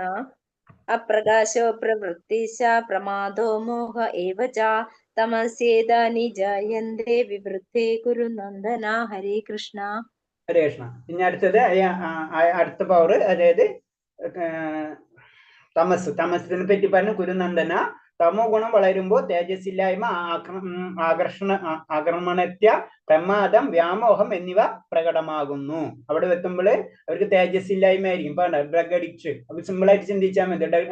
ഡ്രഗ് അഡിക്റ്റ് ആയിട്ടുള്ള വ്യക്തികൾ, ലിക്കർ അഡിക്ഷൻ, ഇതൊക്കെ ഇതിൽ വരുന്ന പാട്ടുകളാണ്. അവർക്ക് ഒരിക്കലും മുന്നേറാൻ കഴിയാൻ പറ്റില്ല എന്ന് പറഞ്ഞു. അത് ഭയങ്കര വീണ്ടും അവർ താന്നു പോവുള്ളൂ. സാധാരണ രീതിയിൽ വളരെ അപൂർവം മാത്രമേ കാരണം അത് കണക്ഷൻ കിട്ടുള്ളൂ. അല്ലാത്തവരൊക്കെ താഴ്ത്തിക്ക് തന്നെ പോകുന്ന പറയുന്നത്. അതാണ് പറഞ്ഞത്. ഇങ്ങനെ വരുമ്പോ ഇവര് ബോധാവസ്ഥനാണെങ്കിലും ഇക്കൂട്ടൊരു ജീവിതം കർമ്മരഹിതം. ഇവർക്ക് ബോധം ഉണ്ടെങ്കിൽ ബോധം ഉണ്ട് അല്ലെ. ഇപ്പൊ ഈ വ്യക്തിനെ സംബന്ധിച്ച് ബോധമുണ്ട്, പക്ഷെ അവരുടെ ജീവിതം കർമ്മരഹിതമാണെന്ന് പറയുന്നത്. ഇതൊക്കെയാണ് താമസമായിട്ടുള്ള സ്വഭാവമുള്ള ഒരു വ്യക്തിത്വം. അവരെന്താണ്? നിയന്ത്രണതത്വമില്ലാതനുസരിച്ചല്ല പ്രവർത്തിക്കുന്നു. അവർക്ക് തോന്നിയത് പോലെ അവർ അപ്പൊ അവർ മൃഗതുല്യമായി മാറിക്കഴിഞ്ഞു. സത്യത്തിൽ ഭഗവാൻ അത് തന്നെ, ഭഗവാന്റെ കാരുണ്യം അത് തന്നെയാണ്. കാരണം അവന് മൃഗതുല്യമായിട്ടാണ് ജീവിക്കാൻ ഇഷ്ടമെങ്കിൽ അവന് മൃഗമായിട്ട് അങ്ങോട്ട് കൊടുക്കുക. അപ്പൊ അവൻ മൃഗമായിട്ടാണ് ജീവിച്ചാൽ അവൻ ഹാപ്പി. മനസ്സിലായി? അതാണ് അവിടെ കാരുണ്യം, ഭഗവാന്റെ കാരുണ്യം തന്നെ പറഞ്ഞത്. നമ്മളെ ജീവാത്മാവിന് നമ്മൾ എന്താ ആഗ്രഹം അതിനനുസരിച്ച് അടുത്ത ജന്മം നമുക്ക് തരുന്നു പറഞ്ഞത് അതാണ്. നമ്മൾ നല്ല ജീവിതത്തിൽ നമ്മൾ ആഗ്രഹിച്ചിട്ടുണ്ടെങ്കിൽ അതിന് ദേവന്മാരുടെ ഗുണത്തിലേക്ക് ആഗ്രഹിക്കുന്ന ദേവന്മാരല്ല, ആത്മീയ ഭഗവാന്റെ ലോകത്താണ് ജനിക്കാൻ ആഗ്രഹിക്കുന്ന അത് നമുക്ക് എന്താണ് ആ ആഗ്രഹം നമ്മൾ ഡെവലപ്പ് ചെയ്ത് തന്നെ എടുക്കണം. അതാണ് നമ്മളെ ആഗ്രഹങ്ങള്, അതാണ് ആ വൈദിക ഗ്രന്ഥങ്ങളിൽ അതിനനുസരിച്ചാണ് ചിട്ടകൾ ചെയ്തിട്ടുള്ളത്. നമ്മളെ പതുക്കെ ഉയർത്തി കൊണ്ടുവരാം. അപ്പൊ ഇവരെ ചിന്താഗതി എന്ന് വെച്ച് കഴിഞ്ഞാൽ ഇവര് തോന്നി പോലെ പ്രവർത്തിക്കും. തനിക്ക് ഇഷ്ടം പോലെ ഒരു ഉദ്ദേശമില്ലാതെ പ്രവർത്തിക്കാനാണ് അയാൾക്ക് ഇഷ്ടം. ഇവരെപ്പോഴും അവർ ഇഷ്ടത്തിന് ഓരോന്നൊന്നും പ്രവർത്തിച്ചുകൊണ്ടിരിക്കും. അപ്പൊ ഇവരൊക്കെ താമസിക സ്വഭാവം. ഇവർക്ക് ഒരു ജീവിതത്തിൽ ഒരു കർമ്മം ചെയ്യാനുള്ള ആഗ്രഹം തന്നെ ഉണ്ടാവില്ല. അപ്പൊ അവർക്ക് ബോധം ഉണ്ടോ? ഈ വ്യക്തിനെ ശ്രദ്ധിച്ച ബോധം ഉണ്ടോ എന്ന് വെച്ചാൽ ബോധമുണ്ട്, അന്ന് ബോധം ഇല്ലെന്ന് വെച്ചാൽ ബോധമില്ല. ആ അവസ്ഥയായിരിക്കും ശരിക്കും എന്താ പറഞ്ഞത്, തമസ് എന്നുള്ള ആ പവർ. അടുത്ത ശ്ലോകം. ഒരു സെക്കൻഡ് ഇതുകൊണ്ട് വായിച്ചോട്ടെ. അതായത് സാത്വികർ മരിക്കുമ്പോൾ ഉത്കൃഷ്ടപര്യമായിട്ട് നിർമ്മലമായ ഉത്കൃഷ്ട ലോകങ്ങളിൽ എത്തുന്നു. അതാണ് സാത്വികർ മരിക്കുമ്പോൾ സാത്വികമായിട്ടുള്ള ലോകത്തിന് അവര് ഏറ്റവും ടോപ്പുമായിട്ടുള്ള ദേവന്മാരുടെ ലോകത്ത് എത്തും. രജോഗുണത്തിൽ മരിക്കുമ്പോൾ കർമ്മം ചെയ്യുന്നവരിടയ്ക്ക് ജനിക്കും. അതായത് ഭൂമിയിൽ തന്നെ വീണ്ടും ജനിക്കും. ഇവിടെ കർമ്മങ്ങളൊക്കെ നമുക്ക് നമ്മുടെ ഇഷ്ടത്തിന് ചെയ്യാൻ പറ്റുള്ളൂ, ആഗ്രഹം നിലനിർത്താൻ പറ്റുള്ളൂ. അപ്പൊ ഇവിടെ തന്നെ വീണ്ടും ഈ ഭൗതിക ലോകത്തിൽ തന്നെ ഇങ്ങനെ, ഭൗതിക ലോകം എന്ന് പറഞ്ഞു കഴിഞ്ഞാൽ മർത്യലോകത്തിൽ തന്നെ ഇങ്ങനെ കറങ്ങിക്കൊണ്ടിരിക്കും. തപോഗുണത്തോട് മരിക്കുന്നവരാവട്ടെ മൃഗങ്ങളായിട്ടാണ് പിറക്കുക. അവരെന്തായാലും, കാരണം അവർക്ക് ആഗ്രഹം അതാണ്, തോന്നിയ പോലെ ജീവിക്കാനാണ് അല്ലെ. അപ്പൊ മൃഗങ്ങളെ സ്വഭാവം അതാണ്, അവരിഷ്ടത്തിന് അവർ പ്രവർത്തിക്കും. അത് തന്നെയാണ്. അപ്പൊ അവരും മൃഗങ്ങളായിട്ട് തന്നെയായിരിക്കും ജനിക്കുക എന്ന് പറയുന്നത്. പിന്നെ അതിന്റെ ഒരു ഉദാഹരണമാണ് അപ്പൊ അത് ഞാൻ കുറച്ചു നേരത്തെ പറഞ്ഞ്. കാരണം എന്ന് വെച്ച് കഴിഞ്ഞാൽ ഇപ്പൊ ഇത് സാത്വികമായിട്ടെന്ന് പറയുമ്പോൾ ക്ഷേത്രങ്ങളൊക്കെ സാത്വികമായിട്ടാണ്. ഇതെന്ന് പറയുമ്പോൾ രജോ ഗുണാണ് ഈ സിറ്റീസ് ഒക്കെ. ഇതെന്ന് പറഞ്ഞു കഴിഞ്ഞാൽ തമോ ഗുണാണ്. അവരെ എവിടേക്കാണ് പോകേണ്ടതെന്ന് കൊണ്ട് അവർക്ക് അറിയില്ല. അങ്ങനത്തെ ഒരു അവസ്ഥയിലേക്കാണ് അത് തന്നെ അടച്ചു വെച്ചിട്ടുണ്ടാവും അവര്. അതാണ് പറയുന്നത്. ഇനി 18ാമത്തെ ശ്ലോകം 18 വായിച്ചോളൂ മാതാജി. ഊർധ്വം ഗച്ഛന്തി സത്വസ്ഥാ മധ്യേ തിഷ്ഠന്തി രാജസാ ജഗന്യഗുണവൃത്തിസ്ഥാ അധോ ഗച്ഛന്തി താമസാ. ഹരേ കൃഷ്ണ. ഹരേ കൃഷ്ണ. ഇപ്പൊ ഇതിൽ പറഞ്ഞത് എങ്ങനെ ഈ 3 വ്യക്തികൾ 3 തരത്തിലുള്ള പവർ ഉള്ളത്, അതായത് തമസ്യ ഗുണമുള്ളത്, സത്വഗുണമുള്ളത്, രജസ് ഗുണമുള്ളത്, തമസ് ഗുണം, ഇവരെ ലോകങ്ങൾ എങ്ങനെയായിരിക്കും എന്നാണ് പറഞ്ഞത്. സാത്വിക സ്വഭാവികൾ ക്രമേണ ഉത്കൃഷ്ട ലോകങ്ങളിലേക്ക് വരുന്നു. രാജസ്യ പ്രകൃതിയുള്ളവർ ഭൂലോകങ്ങളിൽ ജീവിക്കുകയും നീചമായ തമോ ഗുണത്തിന് അടിമപ്പെട്ടവർ നരകങ്ങൾ പോയി നിലപതിക്കുകയും ചെയ്യും. അപ്പൊ കറക്റ്റ് 3 ലോകങ്ങൾ ഉണ്ട് എന്നവരില്ല. നമ്മൾ 3 ലോകം എന്നല്ല പറഞ്ഞു. ഈ 3 ലോകം എന്ന് പറയുമ്പോൾ നമ്മൾ ഉദ്ദേശിക്കുക 27, 14, 14 ലോകത്തിന് ഷോർട്ട് കട്ട് ആയിട്ട് പറഞ്ഞാണ് 3 ലോകങ്ങൾ എന്ന് പറയുന്നത്. 3 ലോകത്തിലെ നല്ല ലോകങ്ങൾ എന്ന് പറയുമ്പോൾ ബ്രഹ്മാവ് തൊട്ടിട്ട് ബ്രഹ്മല അല്ലെങ്കിൽ സത്യലോകം തൊട്ട് താഴ്ത്തിക്കുള്ളത്, നടുക്കിലുള്ളത് നമ്മളെ മൃത്യുലോകം, അതായത് നമ്മുടെ ലോകം. പിന്നെ താഴ്ത്തിക്ക് പോകുമ്പോൾ നരകങ്ങൾ, അതളം സുതളം എന്ന് പറഞ്ഞ താഴ്ത്തിക്ക് പാതാളം വരെയുള്ളത്. മറ്റെന്ന് പറഞ്ഞു കഴിഞ്ഞാൽ സ്വർഗ്ഗലോകം, അതായത് ജനലോകം, തപലോകം എന്ന് പറഞ്ഞ് മുകളിലേക്കുള്ളത്. അപ്പൊ അങ്ങനെ നമ്മളെ ഗുണത്തിനനുസരിച്ച് നമ്മൾ എങ്ങനെയാണ് ഡെവലപ്പ് ചെയ്യുന്നത് അതിനനുസരിച്ച് ആ തരത്തിലുള്ള ഗ്രഹങ്ങളിലേക്ക് നമ്മൾ പോകുന്ന പറഞ്ഞത്. സ്വർഗീയ ഗ്രഹങ്ങൾ ഉൾപ്പെട്ട ഒരു ഉപരിഗ്രഹ വ്യൂഹമുണ്ട്. അതിന് സ്വർഗീയ പറഞ്ഞില്ല, ജനലോകം, തപോലോകം എന്ന് പറഞ്ഞ ബ്രഹ്മലോകം വരെയുള്ള വ്യൂഹമുണ്ട് എന്നാ പറയുന്നത്. അപ്പൊ സമുത്കൃഷ്ടരായ ജീവാത്മാക്കളാണ് അവിടെ വസിക്കുന്നത്. ഓട്ടോമാറ്റിക് ആയിട്ട് നല്ല ജീവാത്മാക്കളായിരിക്കും വഹിക്കുന്നത്. പക്ഷെ നമ്മൾ ചിന്തിക്കുക, പ്യൂരിറ്റി അപ്പോഴും 100% ആയിട്ടില്ല അവരും. കാരണം ദേവഗണമാണെങ്കിലും അവർ ജീവാത്മാക്കൾ തന്നെയാണ്. ജീവാത്മാക്കളാണെങ്കിൽ അതാണ് ബ്രഹ്മാവ് തൊട്ട് ഉറുമ്പിന് വരെ മരണമുണ്ടെന്ന് പറയുന്നത്. ബ്രഹ്മാവിന് തരച്ച നാടിയാണ് അല്ലെ. അപ്പൊ എന്തിനാ അതാണ് ഇൻഡിക്കേറ്റ് ചെയ്യണത്, അതിന് മരണമുണ്ട്. മനസ്സിലായി? അപ്പൊ മരണമുണ്ടെങ്കിൽ മരണമുള്ള ഭഗവാന്റെ ലോകത്ത് മാത്രം മരണം, വൈകുണ്ഠ ലോകങ്ങളിലേക്ക് കടന്നാൽ മാത്രമേ മരണമില്ലാത്തതുള്ളൂ അല്ലെ.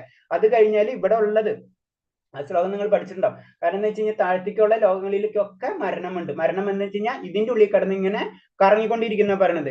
താത്വിക ഗുണത്തിന്റെ വളർച്ചയുടെ തോത് അനുസരിച്ച് ജീവസത്തയ്ക്ക് ഈ വ്യൂഹത്തിലെ പല ഗ്രഹങ്ങളിലേക്കും വരാം. അതിന് പറഞ്ഞ നമ്മളെ ഗുണം വളർത്തുന്നതിനനുസരിച്ച് നമുക്ക് മുകളിലേക്ക് വരാം, നമ്മൾ താഴ്ത്തുന്നതനുസരിച്ച് താഴത്തേക്ക് പോരാം. രാജസ്യ പ്രകൃതിയുള്ളവർക്ക് അടുത്ത ജന്മത്തെ ഈ ഭൂമിയിൽ തന്നെ അവർ ജനിച്ച് ഇങ്ങനെ കറങ്ങിക്കൊണ്ടിരിക്കും. പിന്നെ പറഞ്ഞത് പിന്നെ അടുത്തതെന്ന് വെച്ച് കഴിഞ്ഞാൽ അധമായ തമോ ഗുണമാണെങ്കിൽ, നമുക്ക് തമോ ഗുണമാണെങ്കിൽ മനുഷ്യന് താഴെ 80 ലക്ഷം ജീവവർഗങ്ങളുണ്ട്. നമ്മൾ ടോട്ടൽ 84 ലക്ഷം ജീവവർഗങ്ങൾ ഉണ്ടെന്ന് പറഞ്ഞാലും ഈ 4 ലക്ഷം എന്ന് പറഞ്ഞത് മനുഷ്യവർഗങ്ങൾ തന്നെയാണ്. അതിൽ 80 ലക്ഷം ജീവവർഗങ്ങൾ മാത്രമുള്ളൂ നമ്മളതിൽ മനുഷ്യരല്ലാത്ത വർഗങ്ങൾ എന്ന് പറയുന്നത്. അങ്ങനെ അതിലേക്ക് പോകുന്ന നമ്മൾ പറയുന്നത്. അപ്പൊ മനുഷ്യനായിട്ട് ജനിച്ചു വരുമ്പോ തന്നെ അതിൽ തന്നെ 4 ലക്ഷം നമ്മൾ തന്നെ ഉണ്ടെന്നാ പറയുന്നത്. നമ്മുടെ കാറ്റഗറി മനുഷ്യൻ എന്ന് പറയുമ്പോൾ അതിന്റെ കാറ്റഗറി തന്നെ 4 ലക്ഷം ഉണ്ടെന്നാ പറയുന്നത്. 20ാമത്തെ ശ്ലോകം വായിച്ചു. ഹരേ കൃഷ്ണ. ഗുണാനേതാനതീത്യത്രേൻ ദേഹി ദേഹസമുദ്ഭവാൻ ജന്മവൃത്തി ജരാ ദുഃഖേർ വിമുക്തോ മൃതമശ്നുതേ. ഹരേ കൃഷ്ണ. ഹരേ കൃഷ്ണ. ശരീരം സംബന്ധികളായി ഈ 3 ഗുണങ്ങളെ അതിക്രമിക്കാൻ സാധിച്ചാൽ ശരീരസ്ഥനായ ജീവന് ജനന മരണ വാർദ്ധക്യം മുതലായ ക്ലേശങ്ങളിൽ നിന്ന് മുക്തനായി ഈ ജീവിതത്തിൽ തന്നെ അമൃത ആസ്വദിക്കാം. ഇതാണ് ഭക്തിയിലേക്കുള്ള ഗുണങ്ങളാണ് പറയുന്നത്. കാരണം എന്ന് വെച്ചാൽ ഈ 3 ഗുണങ്ങളും എവിടെയാണ്? ഭൗതിക ലോകത്താണ് അല്ലെ. അപ്പൊ അത് മനസ്സിലാക്കി അതിനെ അതിക്രമിക്കാന്ന് വെച്ചാൽ നമ്മൾ മുക്തി നേടി, അതായത് ഭൗതിക ലോകത്തിൽ നിന്ന് നമ്മൾ മാറി. അങ്ങനെയാണെങ്കിൽ ഭൗതിക ലോകത്താണ് ജനന മരണ വാർത്തകളുണ്ട്. അപ്പൊ അവിടേക്ക് പോകുമ്പോൾ ഇതില്ല. അതാണ് പറഞ്ഞത്. അങ്ങനെ ആയിക്കഴിഞ്ഞാൽ ആ ജീവിതം എന്താണ്, അമൃതിന് പോലെ തുല്യാണ് അല്ലെ. അമൃത് ആസ്വദിക്കുന്ന പോലെ തന്നെ ആയിരിക്കും. ഭഗവാന്റെ പരമാനന്ദം നമുക്ക് ആനന്ദിക്കാൻ പറ്റും. ഭൗതിക ശരീരത്തിനാണെങ്കിലും അധ്യാത്മജ്ഞാനം വളർത്തിയെടുക്കാമെന്ന് എടുക്കുന്നവന് ത്രിഗുണ സ്വാധീനത്തിൽ നിന്ന് മുക്തനാകാം. അതാണ് പറഞ്ഞത്. വലിയ വലിയ ആചാര്യന്മാര് അവര് ഭൗതിക ശരീരത്തിൽ തന്നെ ആയിരിക്കും. പക്ഷെ അത് ആത്മീയത കൂടുമ്പോൾ, ആത്മീയത വളർത്തിയെടുത്തു കഴിഞ്ഞാല് അവർക്ക് ഈ ശരീരത്തിൽ ഇരുന്നു കൊണ്ട് തന്നെ മുക്താത്മാക്കളാവാം. അതാണ് പറഞ്ഞത്. ശരീരത്തിൽ ഇരുന്നു കൊണ്ട് അധ്യാത്മിക ജീവിതത്തിന് ആനന്ദം അയാൾക്ക് അനുഭവിക്കുകയും ചെയ്യാം. അപ്പൊ ശരീരം അതിനൊരു ബാരിയർ അല്ല. ശരീരം കൊണ്ട് ഇത് നമ്മൾ നിൽക്കണം ഭൗതികത്തിൽ തന്നെയാണ്, പക്ഷെ നമ്മൾ അനുഭവിക്കുന്നത് ആത്മീയ ആനന്ദമായിരിക്കും. അതാണ് ആ പവർ.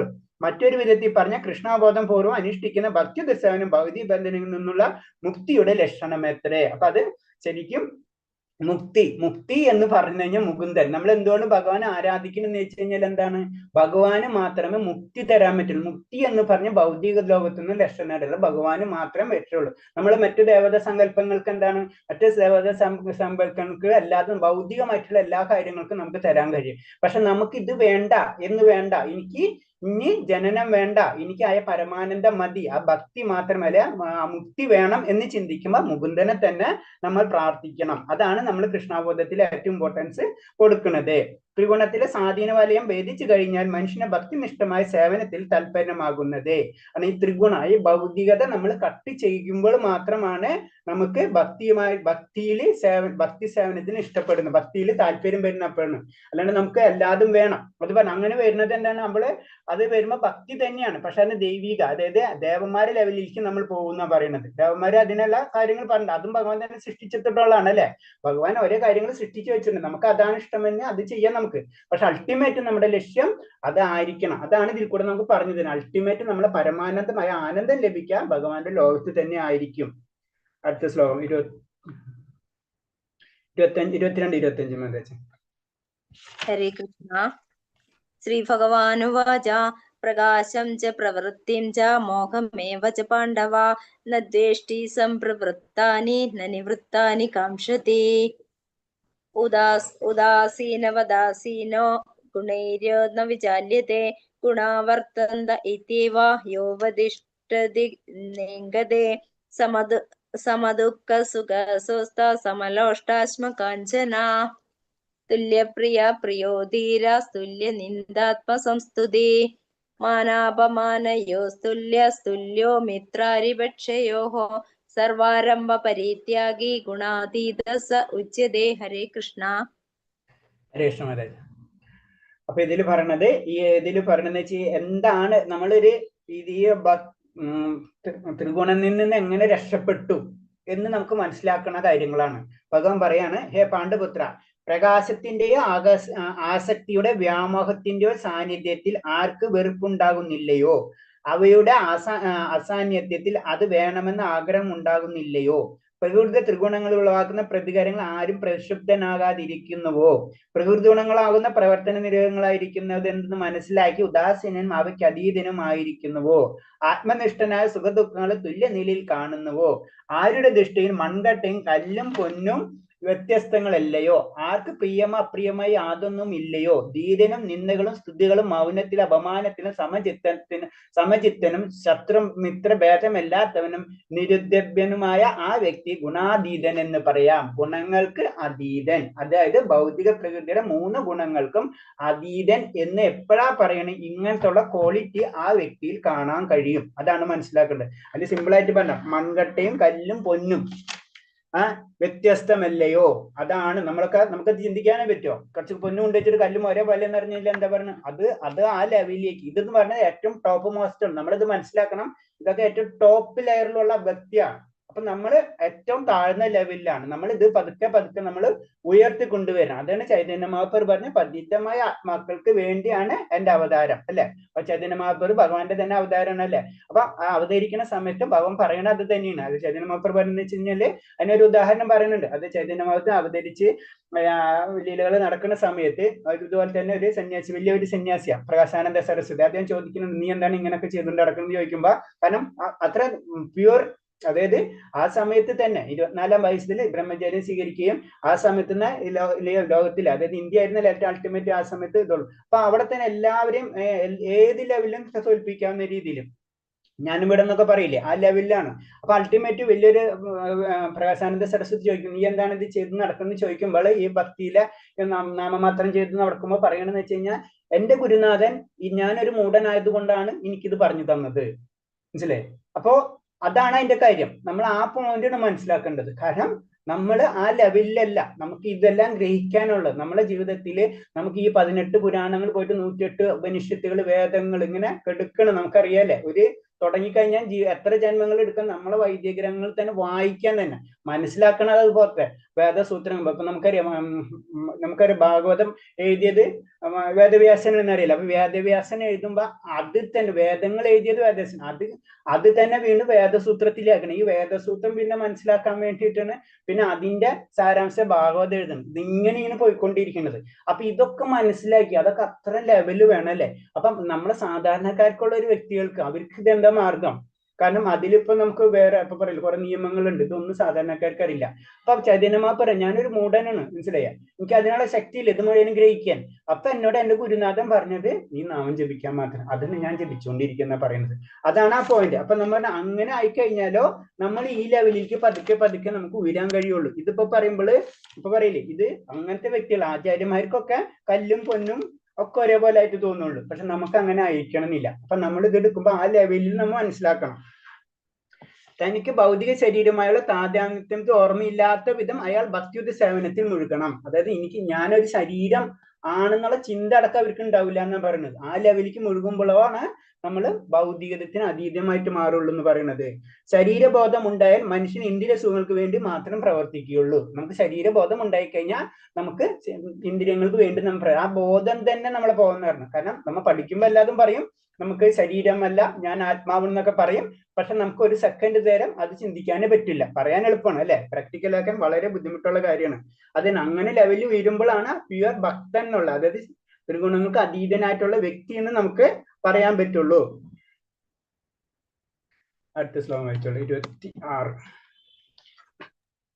ഹരേ കൃഷ്ണ. മാം ചയോ അവ്യഭിചാരേണ ഭക്തിയോഗേന സേവതേ സഗുണാൻ സമതീതാൻ ബ്രഹ്മഭൂയായ കൽപ്പതേ. ഹരേ കൃഷ്ണ. ഹരേ കൃഷ്ണ. ഇതിൽ പറഞ്ഞത് മാഞ്ചയ വ്യഭിചാരണ ഭക്തിയോഗന സേവത, അതായത് ഏത് പരിസ്ഥിതിയിലും പിഴയ്ക്കാതെ ഭക്തിപൂർവ്വം ഭഗവാനിൽ സേവനത്തിൽ ഏർപ്പെടുന്നവർക്ക് വേഗത്തിൽ ഭൗതിക പ്രകൃതിയുടെ ത്രിഗുണങ്ങളെ അതിക്രമിച്ച് പരമപദത്തിലെത്താം. ഇതൊക്കെയാണ് നമ്മളെ പോയിന്റ്സ്. കാരണം നമ്മൾ എന്താണ് ചെയ്യേണ്ടത്? ഭക്തിപൂർവമായിട്ടുള്ള ഭക്തിയുദ്ധ സേവനത്തിൽ നമ്മൾ ഏർപ്പെടണം. അത് നമ്മൾ എപ്പോഴും ശ്രമിക്കണം. നമ്മൾ നമുക്കതൊന്നും പെട്ടെന്ന് പറ്റണമെന്നില്ല. നമ്മൾ ഏത് പരിസ്ഥിതിയിലെന്നാണ് പറയുന്നത്, നമുക്ക് കുറച്ചൊക്കെ പരിസ്ഥിതിയിലാവാം. കാരണം നമ്മൾ ഏറ്റവും താഴ്ന്ന ലെവലിലാണ്. അപ്പൊ നമ്മൾ കുറച്ചെങ്കിലും ചെയ്ത് നമ്മൾ ഒരു ചെറിയ കുട്ടി വീഴുമ്പോ നടക്കുമ്പോ വീഴും, ഓക്കെ വീഴും, നമുക്കറിയാം, എന്നാലും നടക്കാം. അതായിരിക്കണം നമ്മുടെ ലക്ഷ്യം. അല്ലാണ്ട് പിന്നെ നടക്കാതിരിക്കരുത് നമ്മള്. അപ്പൊ നമ്മൾ ആ ലെവലിലേക്ക് ഉയർന്നു വരുന്ന പിന്നെ പെർമനന്റ് ആയിട്ട് നമ്മൾ നടക്കാൻ പറ്റും അല്ലെ എന്ന് പറഞ്ഞ പോലെ തന്നെ പറഞ്ഞത്, നമ്മൾ പിഴയ്ക്കാതെ ഭക്തി പോലെ അത് നമ്മളൊരു ലക്ഷ്യമായിട്ടിരിക്കണം. നമ്മുടെ ജീവിതത്തിൽ നമുക്ക് എന്തെങ്കിലുമൊക്കെ ലക്ഷ്യങ്ങൾ വേണമല്ലോ അല്ലെ. അതേപോലെ തന്നെ ലക്ഷ്യമായിരിക്കണം നമ്മുടെ ഭക്തിയുദ്ധ സേവനം അതീന്ദ്ര ലെവലിലേക്കുള്ളൂ. അതിന് എന്നാലേ നമുക്ക് അന്ത്യകാലച്ച് മാമേവ സ്മരണമുക്ത കളവരെന്ന് പറഞ്ഞ ആ പോയിന്റിലേക്ക് നമ്മൾ എത്തുള്ളൂ. ആ മരണ സമയത്ത് ഭഗവാനെ സ്മരിക്കണമെങ്കിൽ നമ്മൾ അതിനുള്ള പ്രാക്ടീസ് ചെയ്യാം. അപ്പൊ ചിലവര് ചോദിക്കും, ആ സമയത്ത് അങ്ങനെ സ്മരിച്ചാ പോലെ എന്ന് ചോദിക്കും. അങ്ങനെ ചോദിക്കുന്നവരുണ്ട്. കാരണം ആ സമയത്ത് സ്മരിക്കാൻ പോയിട്ട് നമുക്ക് ചിന്തിക്കാം, ആ സമയത്ത് നമ്മുടെ ശരീരം അത്രയും പോയിട്ടുണ്ടാവും. അത് നമുക്ക് ചിന്തിക്കാനേ പറ്റില്ല. ഇപ്പൊക്കെ നമ്മുടെ ശരീരം ഉണ്ട്, നമ്മൾ പവർഫുൾ ആണ്, നമുക്ക് എന്തെങ്കിലും പറയാം. പക്ഷെ ഒരു സെക്കൻഡ് മതി അല്ലെ ഇതൊക്കെ തകർന്നു പോകാൻ വേണ്ടി. ആ സമയത്ത് ചിന്തിക്കാനോ പ്രവർത്തിക്കാനുള്ള കഴിവില്ല. കാരണം ആ സമയത്ത് ശരിക്കും പറഞ്ഞാൽ നമ്മളെ ശരീരം വെടിയുന്ന സമയത്ത് പറയണമെന്ന് വെച്ച് കഴിഞ്ഞാൽ അത്രയും പ്രശ്നം, മരണവേദന എന്ന് തന്നെയല്ലേ പറയല്ലേ, മരണത്തിനൊരു വേദനയുണ്ട് അല്ലെ. ഇത് ഈ ശരീരം വിട്ടു പോകുന്ന ആത്മാവല്ലേ. ആ സമയത്ത് നമ്മൾക്ക് ഭഗവാനെ സ്മരിക്കേണ്ട ഒരു പവറിലേക്ക് നമ്മൾ ഉയർത്തി കൊണ്ടുവരണം. അതിന് നമ്മൾ ഇതിൽ അർത്ഥധർമ്മ കാമ മോശ, ആ മോശ ലെവലിലേക്ക് നമ്മൾ ഉയരണം. ധർമ്മം ചെയ്യണം, കാമവും വേണം, അർത്ഥവും വേണം നമുക്ക്. പക്ഷെ ഇപ്പോഴത്തെ ലോകത്തിന്റെ ധർമ്മവും ഉണ്ട്, അർത്ഥമുണ്ട്. പണി ചെയ്യാ, എൻജോയ് ചെയ്യാ, ധർമ്മവും ഇല്ല, മോശവും ഇല്ല. അങ്ങനെയാണ് നമ്മൾ ജീവിതക്രമങ്ങൾ പോയിക്കൊണ്ടിരിക്കുന്നത്. അപ്പൊ അത് മാറ്റണം നമ്മൾ. കാരണം അതിനു വേണ്ടി എന്ന് പറയുന്നത് ആ ഭക്തിപൂർവമായിട്ടുള്ള സേവനത്തിൽ നമ്മൾ ട്രൈ ചെയ്തുകൊണ്ടിരിക്കണം. അറ്റ്ലീസ്റ്റ് നമ്മൾ ആ മാർഗം നമ്മൾ പിടിക്കണം എന്നാ പറയുന്നത്. അപ്പൊ എന്താണ് പറഞ്ഞ അതീന്ദ്ര അവസ്ഥയിൽ എങ്ങനെ എത്തിച്ചേരുന്നു, അതാണ് ഭഗവാൻ പറഞ്ഞു. എങ്ങനെ നമ്മൾ ചെയ്യേണ്ടത്, അതെപ്പോഴും ഭക്തിയുത സേവനം ചെയ്തുകൊണ്ടിരുന്നാല് നമ്മൾ ഇന്ദ്രിയങ്ങൾക്ക് അപ്പുറമാണ് ഭഗവാന്റെ ശക്തി. അതെപ്പോഴും അതീന്ദ്രിയം എന്ന് നമ്മൾ പറയാം അല്ലെ. അതീന്ദ്രിയം എന്ന് പറഞ്ഞ് ഇന്ദ്രിയങ്ങൾക്ക് അപ്പുറം. അപ്പൊ ഇന്ദ്രിയങ്ങൾക്ക് അപ്പുറമാണ് ഭഗവാന്റെ ശക്തി. നമ്മൾ ഇന്ദ്രിയം കൊണ്ട് ഒരിക്കലും നമ്മളെ ഈ ഇന്ദ്രിയം കൊണ്ട് ഭഗവാനെ കാണാൻ കഴിയില്ല. നമുക്ക് അതാണ് ഭഗവാന്റെ ശക്തി, അതീന്ദ്രിയാണ്. നമ്മൾ ഇന്ദ്രിയം കൊണ്ട് ഭഗവാനെ നമ്മൾ കാണുന്നത് നമ്മളെ ആത്മാവിനെ കൊണ്ടാണ്, നമ്മളെ സ്വരൂപം തന്നെയാണ് അല്ലെ. നമുക്കൊരു സ്വരൂപമുണ്ട് ഭഗവാന്റെ ശക്തി. ആ സ്വരൂപം കൊണ്ട് മാത്രമേ നമുക്ക് ഭഗവാനെ കാണാൻ കഴിയുള്ളൂ. അല്ലെങ്കിൽ ഭഗവാന്റെ കരുണ വേണമെന്നാ പറയുന്നത്. അപ്പൊ കൃഷ്ണന്റെ മൂർത്തി ഭാവങ്ങളെല്ലാം തികച്ച അതീന്ദ്രിയങ്ങളും സച്ചിദാനന്ദങ്ങളുമാണെന്ന് പറഞ്ഞത് അല്ലെ. അതീന്ദ്രിയം നമ്മൾ ഇന്ദ്രിയം കൊണ്ടൊന്നും ഭഗവാനെ മനസ്സിലാക്കാൻ പറ്റില്ല. ഭഗവാൻ തന്നെ അതീന്ദ്രിയമാണ്. അതാണ് ഭഗവാന് വേറൊരു സിമ്പിൾ നമുക്ക് മനസ്സിലാവുന്ന ഭാഷയിൽ പറഞ്ഞു കഴിഞ്ഞാൽ, കണ്ണുകൊണ്ട് ഭഗവാന് ഭക്ഷണം കഴിക്കാൻ പറ്റും, നമുക്ക് ചിന്തിക്കാനേ പറ്റൂല അല്ലെ. അപ്പൊ അതാണ് ആ ശക്തിയാണ്, അതാണ് അതീന്ദ്രിയം എന്നുള്ള വാക്കുകൊണ്ട്. സച്ചിദാനന്ദമാണ് അല്ലെ. എപ്പോഴും നിലനിൽക്കുന്ന ശാശ്വതമായിട്ടുള്ള ജ്ഞാനമായിട്ടുള്ള ആ ആനന്ദം നമ്മൾ അതിന് പറയാം. ആ സത്യത്തെയാണ് നമ്മളെ റെസ്പെക്ട് ചെയ്യേണ്ടത്, അത് നമ്മൾ മനസ്സിലാക്കണം. അതിനു വേണ്ടിയാണ് നമ്മളെ ജീവിതം മാറ്റി വെക്കേണ്ടത്. കാരണം ഈ ജന്മം അതിനു വേണ്ടിയതായിരിക്കണം. ഭക്തി യോഗത്തിന് ഭഗവാൻ വേണം, ഭക്തൻ വേണം, അവർക്ക് തമ്മിലൊരു പരസ്പരം പ്രേമം ഉണ്ടാവണം. അപ്പൊ ഭക്തി യോഗം എന്ന് പറഞ്ഞു കഴിഞ്ഞാൽ ഒരു ഭക്തൻ, അതിന് ഭഗവാന്റെ വ്യക്തിത്വ രൂപത്തിൽ തന്നെ ഭഗവാനെ പ്രാർത്ഥിക്കണം എന്ന് പറയുന്നത്. കാരണം നമ്മൾക്ക് അല്ലാണ്ട് ഭഗവാന്റെ ബ്രഹ്മത്തെ ഇതൊന്നും നമുക്ക് അക്സെപ്റ്റ്, നമുക്ക് അറിയില്ല എന്താണ്. അപ്പൊ എന്താണ്, നമ്മൾ ഭഗവാനെ ആ രൂപത്തിൽ തന്നെയാണ്. ശരിക്കും അത് തന്നെയാണ് അർച്ചന രൂപം ഭഗവാൻ നമുക്ക് തരുന്നതാണ്. അർച്ചന രൂപത്തിൽ ആരാധിക്കാൻ ഭഗവാൻ തന്നെ നമുക്ക് തരുന്നതാണ് അല്ലെ. നമ്മളത് പറഞ്ഞിട്ടുണ്ട് പലപ്പോഴായിട്ട്. അപ്പൊ അങ്ങനെയാണ് ഭക്തി എന്ന് പറയുമ്പോൾ എന്താണ്, ഭക്തനും വേണം ഭഗവാനും വേണം, അവർ തമ്മിൽ പരസ്പര പ്രേമം ഉണ്ടാവണം. അപ്പോഴാണ് ഭക്തിയുദ്ധത്തിലേക്ക് നമുക്ക് കടക്കുന്നത്. അതാണ് നമ്മൾ പതുക്കെ ഭഗവാന്റെ കാര്യങ്ങളിൽ, അതാണ് നമ്മൾ ഭഗവാനെ മുൻനിർത്തി എന്ത് കാര്യം ചെയ്താലും പറയുന്നത് അത് ഭക്തിയുദ്ധ സേവനമായി മാറി. ഇപ്പൊ ഇതിൽ ബാക്ക്ഗ്രൗണ്ടിൽ പല ആൾക്കാരും പല രീതിയിലും ചെയ്യുന്നുണ്ട് അല്ലെ. അവർക്ക് ഒരു ഔട്ട്പുട്ടിൽ ഫിസിക്കലായിട്ട് ഒന്നുമില്ല, പക്ഷെ അവർ എന്തിനാ ചെയ്യുന്നത്, അത് ഭഗവാന് വേണ്ടി സമർപ്പിക്കണം അല്ലെ. നമുക്ക് ഗുരുവായൂർ അമ്പലത്തിൽ നമ്മൾ പാട്ട് ചെന്ന് സമർപ്പിക്കണല്ലേ, ഭഗവാൻ എന്ത് കിട്ടാൻ ഇന്ന് ചോദിക്കുന്ന അപ്പുറത്തിരിക്കുന്ന യുക്തിവാദികൾക്ക് എന്ത് വേണമെങ്കിലും പറയാം, പക്ഷെ അത് സമർപ്പണം, അത് ഭഗവാന് വേണ്ടി നമ്മൾ സമർപ്പിക്കണം. അത് ശരിക്കും ഒരു അതീന്ദ്രിയ ലെവലിൽ തന്നെയാണ്. അതാണ് ഭക്തിയുത സേവനം എന്ന് പറയുന്നത്. ഭഗവാന് വേണ്ടി നമ്മൾ എല്ലാ കാര്യങ്ങളും അത് തന്നെയാണ് കർമ്മയോഗം എന്ന് പറഞ്ഞു വരുന്നത്. അപ്പൊ അങ്ങനെ തന്നെ പിന്നെ പറയണെന്ന് വെച്ച് കഴിഞ്ഞാൽ, നമുക്ക് രാജാവിനെ സഹായിയാവാൻ ഉദ്യമിക്കുന്ന ഒരാൾ അതിന് വേണ്ട ഗുണവിശേഷങ്ങൾ നേടണം. അപ്പൊ ഭഗവാനെ നമ്മൾ ആരാധിക്കണമെങ്കിൽ തന്നെ, ഇപ്പൊ നമുക്കൊരു രാജാവിനെ സേവിക്കണം എന്ന് വെച്ച് കഴിഞ്ഞാൽ, നമുക്കിപ്പോ നാളെ തൊട്ട് പ്രധാനമന്ത്രി സെക്യൂരിറ്റി സ്റ്റാഫ് ആവണം എന്ന് വെച്ച് കഴിഞ്ഞാൽ നമുക്ക് നേരിട്ട് ചെന്ന് സെക്യൂരിറ്റി സ്റ്റാഫ് ആവാൻ പറ്റില്ല അല്ലെ. അതിന് കുറെ നിയമങ്ങളുണ്ട്, അത് പാസ്സാവണം, കുറെ സെക്യൂരിറ്റി ചെക്കപ്പ് ഉണ്ട്. ഇതുപോലെ തന്നെയാണ് ഭഗവാനെ സേവിക്കണമെങ്കിലും നമുക്ക് കുറച്ച് ക്വാളിറ്റീസ് വേണം, അത് നമ്മൾ ഡെവലപ്പ് ചെയ്തെടുക്കണം. അതാണ് ഭക്തിയുത സേവനം എന്ന് പറയുന്നത്. അതുപോലെ ബ്രഹ്മനിഷ്ഠനാവുക എന്ന, അതാണ് അതിന്റെ യോഗ്യത എന്ന് പറയുന്നത്. ഒരു ശ്ലോകങ്ങളുണ്ട്, 27 ലാസ്റ്റ് ശ്ലോകം. ഹരേ കൃഷ്ണ.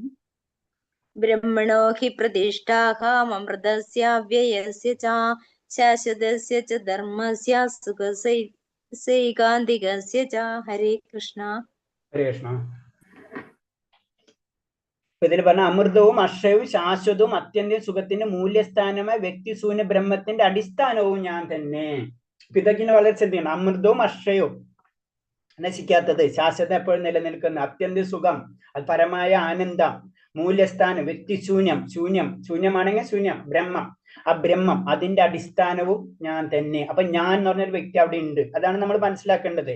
അപ്പൊ അതാണ് ബ്രഹ്മ എന്ന് പറയുമ്പോൾ അതിനെപ്പറ്റി പറഞ്ഞത് നൈസർഗിക സ്വഭാവങ്ങളാണ് അമൃതത്വവും അക്ഷയവും ആനന്ദവും. ഇതൊക്കെ ഒന്ന് തന്നെയാണ്. അക്ഷയായാലും അതായത് എപ്പോഴും നിലനിൽക്കുന്നത് അല്ലെ, ക്ഷയിക്കാത്തത്, അമൃതാണ് അല്ലെ. പിന്നെ അതുപോലെ തന്നെ ആനന്ദമാണ്, അതിന് ഭഗവാന് വേറെ സച്ചിദാനന്ദ വിഗ്രഹ എന്ന് പറയുന്നത്. എപ്പോഴും സത്യമാണ്, അശാശ്വതമാണ്, ആ ജ്ഞാനമാണ് അല്ലെ. അപ്പൊ ആ ആനന്ദം ഇതെല്ലാം കൂടി വരുമ്പോഴാണ് ഭഗവാൻ ആ സച്ചിദാനന്ദ വിഗ്രഹ എന്ന് പറയുന്നത് തന്നെ. അപ്പൊ അതീന്ദ്രിയ സാക്ഷാത്കാരത്തിൽ ആരംഭമാണ് ബ്രഹ്മൻ, പരമാത്മാവിന്റെ മധ്യാവസ്ഥയും രണ്ടാം ഘട്ടവും, അതായത് രണ്ടാം ഘട്ടവും പരമപുരുഷനും ഭഗവാന്റെ നിരുപേക്ഷത്വത്തിന്റെ അന്തിമ സാക്ഷാത്കാരവുമാണ്. അപ്പൊ ഭഗവാനെ നമ്മൾ മൂന്നായിട്ട് ഇങ്ങനെ ഡിവൈഡ് ചെയ്ത് വെച്ചിട്ടുണ്ടെന്ന് വെച്ച് കഴിഞ്ഞാൽ, ആദ്യം ബ്രഹ്മം, പിന്നെ പരമാത്മാവ്, പിന്നെ ഭഗവാൻ, അങ്ങനെയാണ്. അപ്പൊ ആദ്യം നമ്മൾ കാണാം, അല്ലെങ്കിൽ നമ്മൾ ആ സാക്ഷാത്കാരത്തിലേക്ക് എത്താം, ബ്രഹ്മ സാക്ഷാത്കാരത്തിലാണ്. ഭഗവാന്റെ രൂപം തന്നെ നമുക്ക് മനസ്സിലാവും. നമ്മൾ ആ ലെവലിലേക്ക് ഉയരുമ്പോൾ എന്നിട്ടാ നമ്മളിപ്പോ ഭഗവാൻ തന്നെ സാധാരണ പ്രാർത്ഥിക്കേണ്ടതൊക്കെ വേറെ, പക്ഷെ നമ്മള് ആത്മസാക്ഷാത്കാരം എന്നൊക്കെ പറയില്ലേ, ബ്രഹ്മത്തറിയാന്നൊക്കെ പറയില്ലേ. അപ്പൊ ബ്രഹ്മത്തെ അറിയുമ്പോൾ നമുക്ക് മനസ്സിലാവുക ബ്രഹ്മ ജ്യോതി മാത്രമാണ് നമുക്ക് മനസ്സിലാവുക, ഭഗവാന്റെ പ്രകാശത്തെ മാത്രമാണ് നമുക്ക് മനസ്സിലാവുക. പിന്നീട് നമ്മൾ അതിൻ്റെ ഉള്ളിൽ പരമാത്മ രൂപേണ ഭഗവാനെ മനസ്സിലാവുന്നത്, അതായത് ചതുർഭുജ രൂപത്തിലുള്ള ഭഗവാനെ മനസ്സിലാവും. അവിടെ നിന്നാണ് വൈകുണ്ഠ ലോകങ്ങൾ സ്റ്റാർട്ട് ആവുന്നത്. അതിന് എല്ലാ വൈകുണ്ഠ ലോകങ്ങളും നാഥന്മാര് ശരിക്കും ചതുർഭുജ രൂപമാരെന്ന് പറയുന്നത്. അപ്പൊ അതാണ് പറയുന്നത്, നമ്മള് ചന്ദനങ്ങളൊക്കെ തൊടുമ്പോൾ 12 വൈകുണ്ഠ നാഥന്മാരൊക്കെ വിചാരിച്ചത് നമ്മുടെ ശരീരത്തിലെ ഇത് ചെയ്യണ പോലെയാണത്. അപ്പൊ അത് കഴിഞ്ഞിട്ടാണ് ഭഗവാൻ സാക്ഷാത്കാരം എത്തുമ്പോൾ ഭഗവാന്റെ ഏറ്റവും പരമോന്നതമായ ധാമമായ ആ ടോപ്പ് ലോകം എന്ന് പറയുന്നത് നമുക്കറിയാം ഗോലോക വൃന്ദാവനാണ് അല്ലെ. അതിനെ ഭഗവാന്റെ ധാമം എന്ന് പറഞ്ഞാലും ഭഗവാന്റെ ഗ്രഹം എന്ന് പറയുന്നത്. അതിന്റെ ചുറ്റുമാണ് ഈ ബ്രഹ്മാണ്ടങ്ങൾ, വൈകുണ്ഠ ഗ്രഹങ്ങൾ എന്ന് പറഞ്ഞത്. അപ്പൊ വൈകുണ്ഠ ഗ്രഹങ്ങൾക്കും എല്ലാത്തിനും പ്രകാശം ഒക്കെ തേജം കൊടുക്കുന്നത് ഭഗവാനാണെന്ന് പറയുന്നത്. അപ്പൊ ഇങ്ങനെ ഭഗവാന്റെ 3 രൂപത്തെ പറ്റിയാണ് ഇതിൽ പറഞ്ഞത്. അതിന്റെ അടിസ്ഥാനവും ഞാൻ തന്നെ, ഇതെല്ലാത്തിന്റെ സ്ഥാനം ഞാൻ തന്നെ, പക്ഷെ ഭഗവാൻ ഒരു രൂപം തന്നെയുണ്ട്. അതാണ് നമ്മൾ പറഞ്ഞു വരുന്നത്. ഭൗതിക പ്രകൃതി അതീതമായ ജീവസത്യ അധ്യാത്മനെ വളർത്തിയാൻ തുടങ്ങുമ്പോൾ ഭൗതികാസ്യത്തിന്റെ അവസ്ഥ സ്വയം ഉയർന്നേക്ക് ക്രമേണ ബ്രഹ്മം എന്ന സങ്കല്പത്തിൽ എത്തുകയാണ് ചെയ്യുന്നത്. അപ്പൊ നമ്മൾ ആദ്യത്തെ സ്റ്റേജ് എന്ന് പറയുമ്പോൾ നമ്മൾ ഭൗതികത്തിൽ നിന്ന് പതുക്കെ മാറി പതുക്കെ ആത്മീയ ജ്ഞാനം വളർത്തിയെടുക്കുമ്പോൾ നമ്മൾ എന്താണ് ഫസ്റ്റ് നമ്മൾ എത്തുന്ന സ്ഥലം എന്ന് പറയുന്നത് അത് ബ്രഹ്മം എന്ന സങ്കല്പത്തിലാണ് നമ്മൾ എത്തിച്ചേരുന്നത്. അവിടെ നിന്നാണ് പിന്നെ അടുത്ത ലെവല് ഉയർന്ന് നമ്മൾ അതിലേക്ക് ഉയരുന്നത്.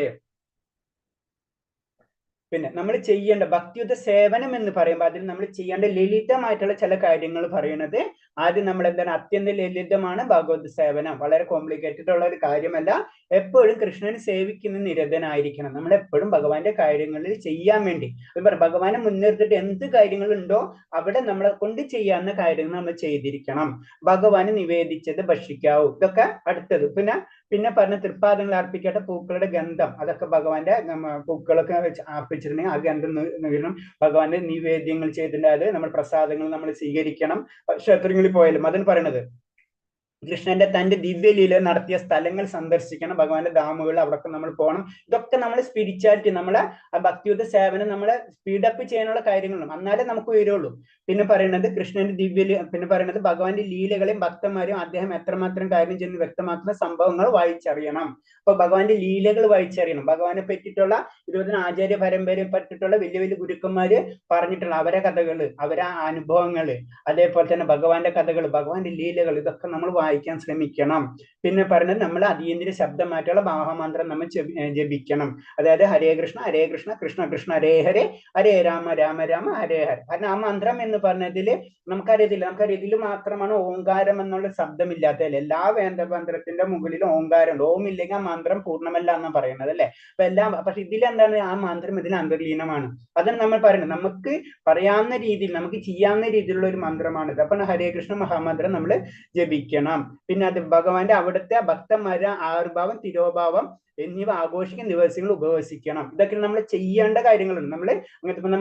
നമുക്കറിയാം ജന്മാഷ്ടമി ആണെങ്കിൽ നമ്മൾ ഉപവസിക്കുകയല്ലേ സാധാരണ രീതിയിൽ. അങ്ങനത്തെ വലിയ ആചാര്യന്മാരുടെ ദിവസങ്ങൾ, അതുപോലെ തന്നെ ഇതിനോട് ഭഗവാന് കണക്ട് ആയിട്ടുള്ള ദിവസങ്ങൾ നമ്മൾ ഉപവസിക്കുക. ആ സമയത്ത് ഉപവസിക്കുക എന്ന് പറഞ്ഞാൽ ഭഗവാനെ കൂടി വസിക്കുക, അതാണ് മെന്റാലിറ്റിക്കണം. അത് പട്ടിണി എടുക്കാന്നുള്ള മീനിങ് മാത്രമേ ഇതിലുള്ളത്. അത് ആ സമയത്ത് അതുപോലത്തെ ഗ്രന്ഥങ്ങൾ വായിക്കുകയും അങ്ങനത്തുള്ള ധാമുകളിൽ പോവുകയും അങ്ങനെ നമ്മൾ അതിനോട് എപ്പോഴും കണക്ട് ചെയ്തുകൊണ്ടിരിക്കും, ഭഗവാനായിട്ട് കണക്ട് ചെയ്തുകൊണ്ടിരിക്കും. ഇങ്ങനെ ജീവിച്ച എല്ലാ ഭൗതികത്തിൽ നിന്നും പതുക്കെ നമുക്ക് മുക്തനാകാൻ കഴിയും. ഈ വ്രതം അനുഷ്ഠിച്ച് ബ്രഹ്മജ്യോതിയിൽ ബ്രഹ്മഭൂതമായ മറ്റേതെങ്കിലും തലത്തിൽ നിലയുറപ്പിക്കുന്ന ഭക്തൻ ഗുണം കൊണ്ട് ഭഗവത് സദൃശനായി മാറും. ഇങ്ങനെ നമ്മൾ ചെയ്തുകൊണ്ടിരുന്ന നമ്മൾ അറിയാണ്ട് ഭഗവാന്റെ ലെവലിലേക്ക് നമ്മൾ ഉയരുന്നത്. അത്രയും ക്വാളിറ്റിയിൽ, നോട്ട് ക്വാണ്ടിറ്റി, ആ ക്വാളിറ്റിയിലേക്ക് നമുക്ക് ഉയരാൻ കഴിയും.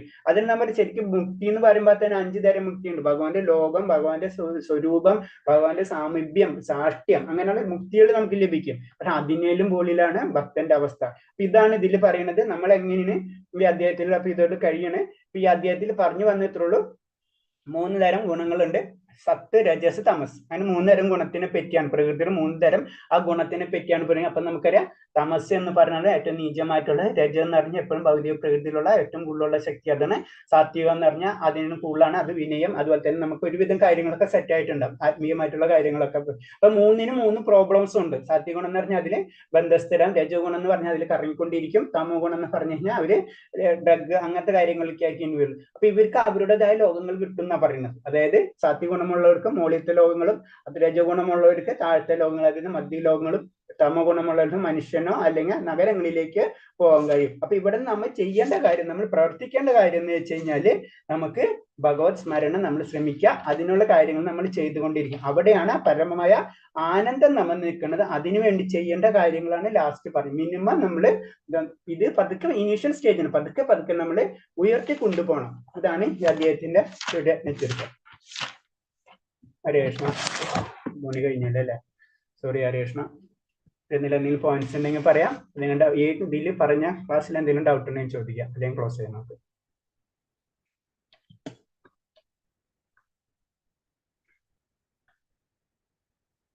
ഹരേ കൃഷ്ണ.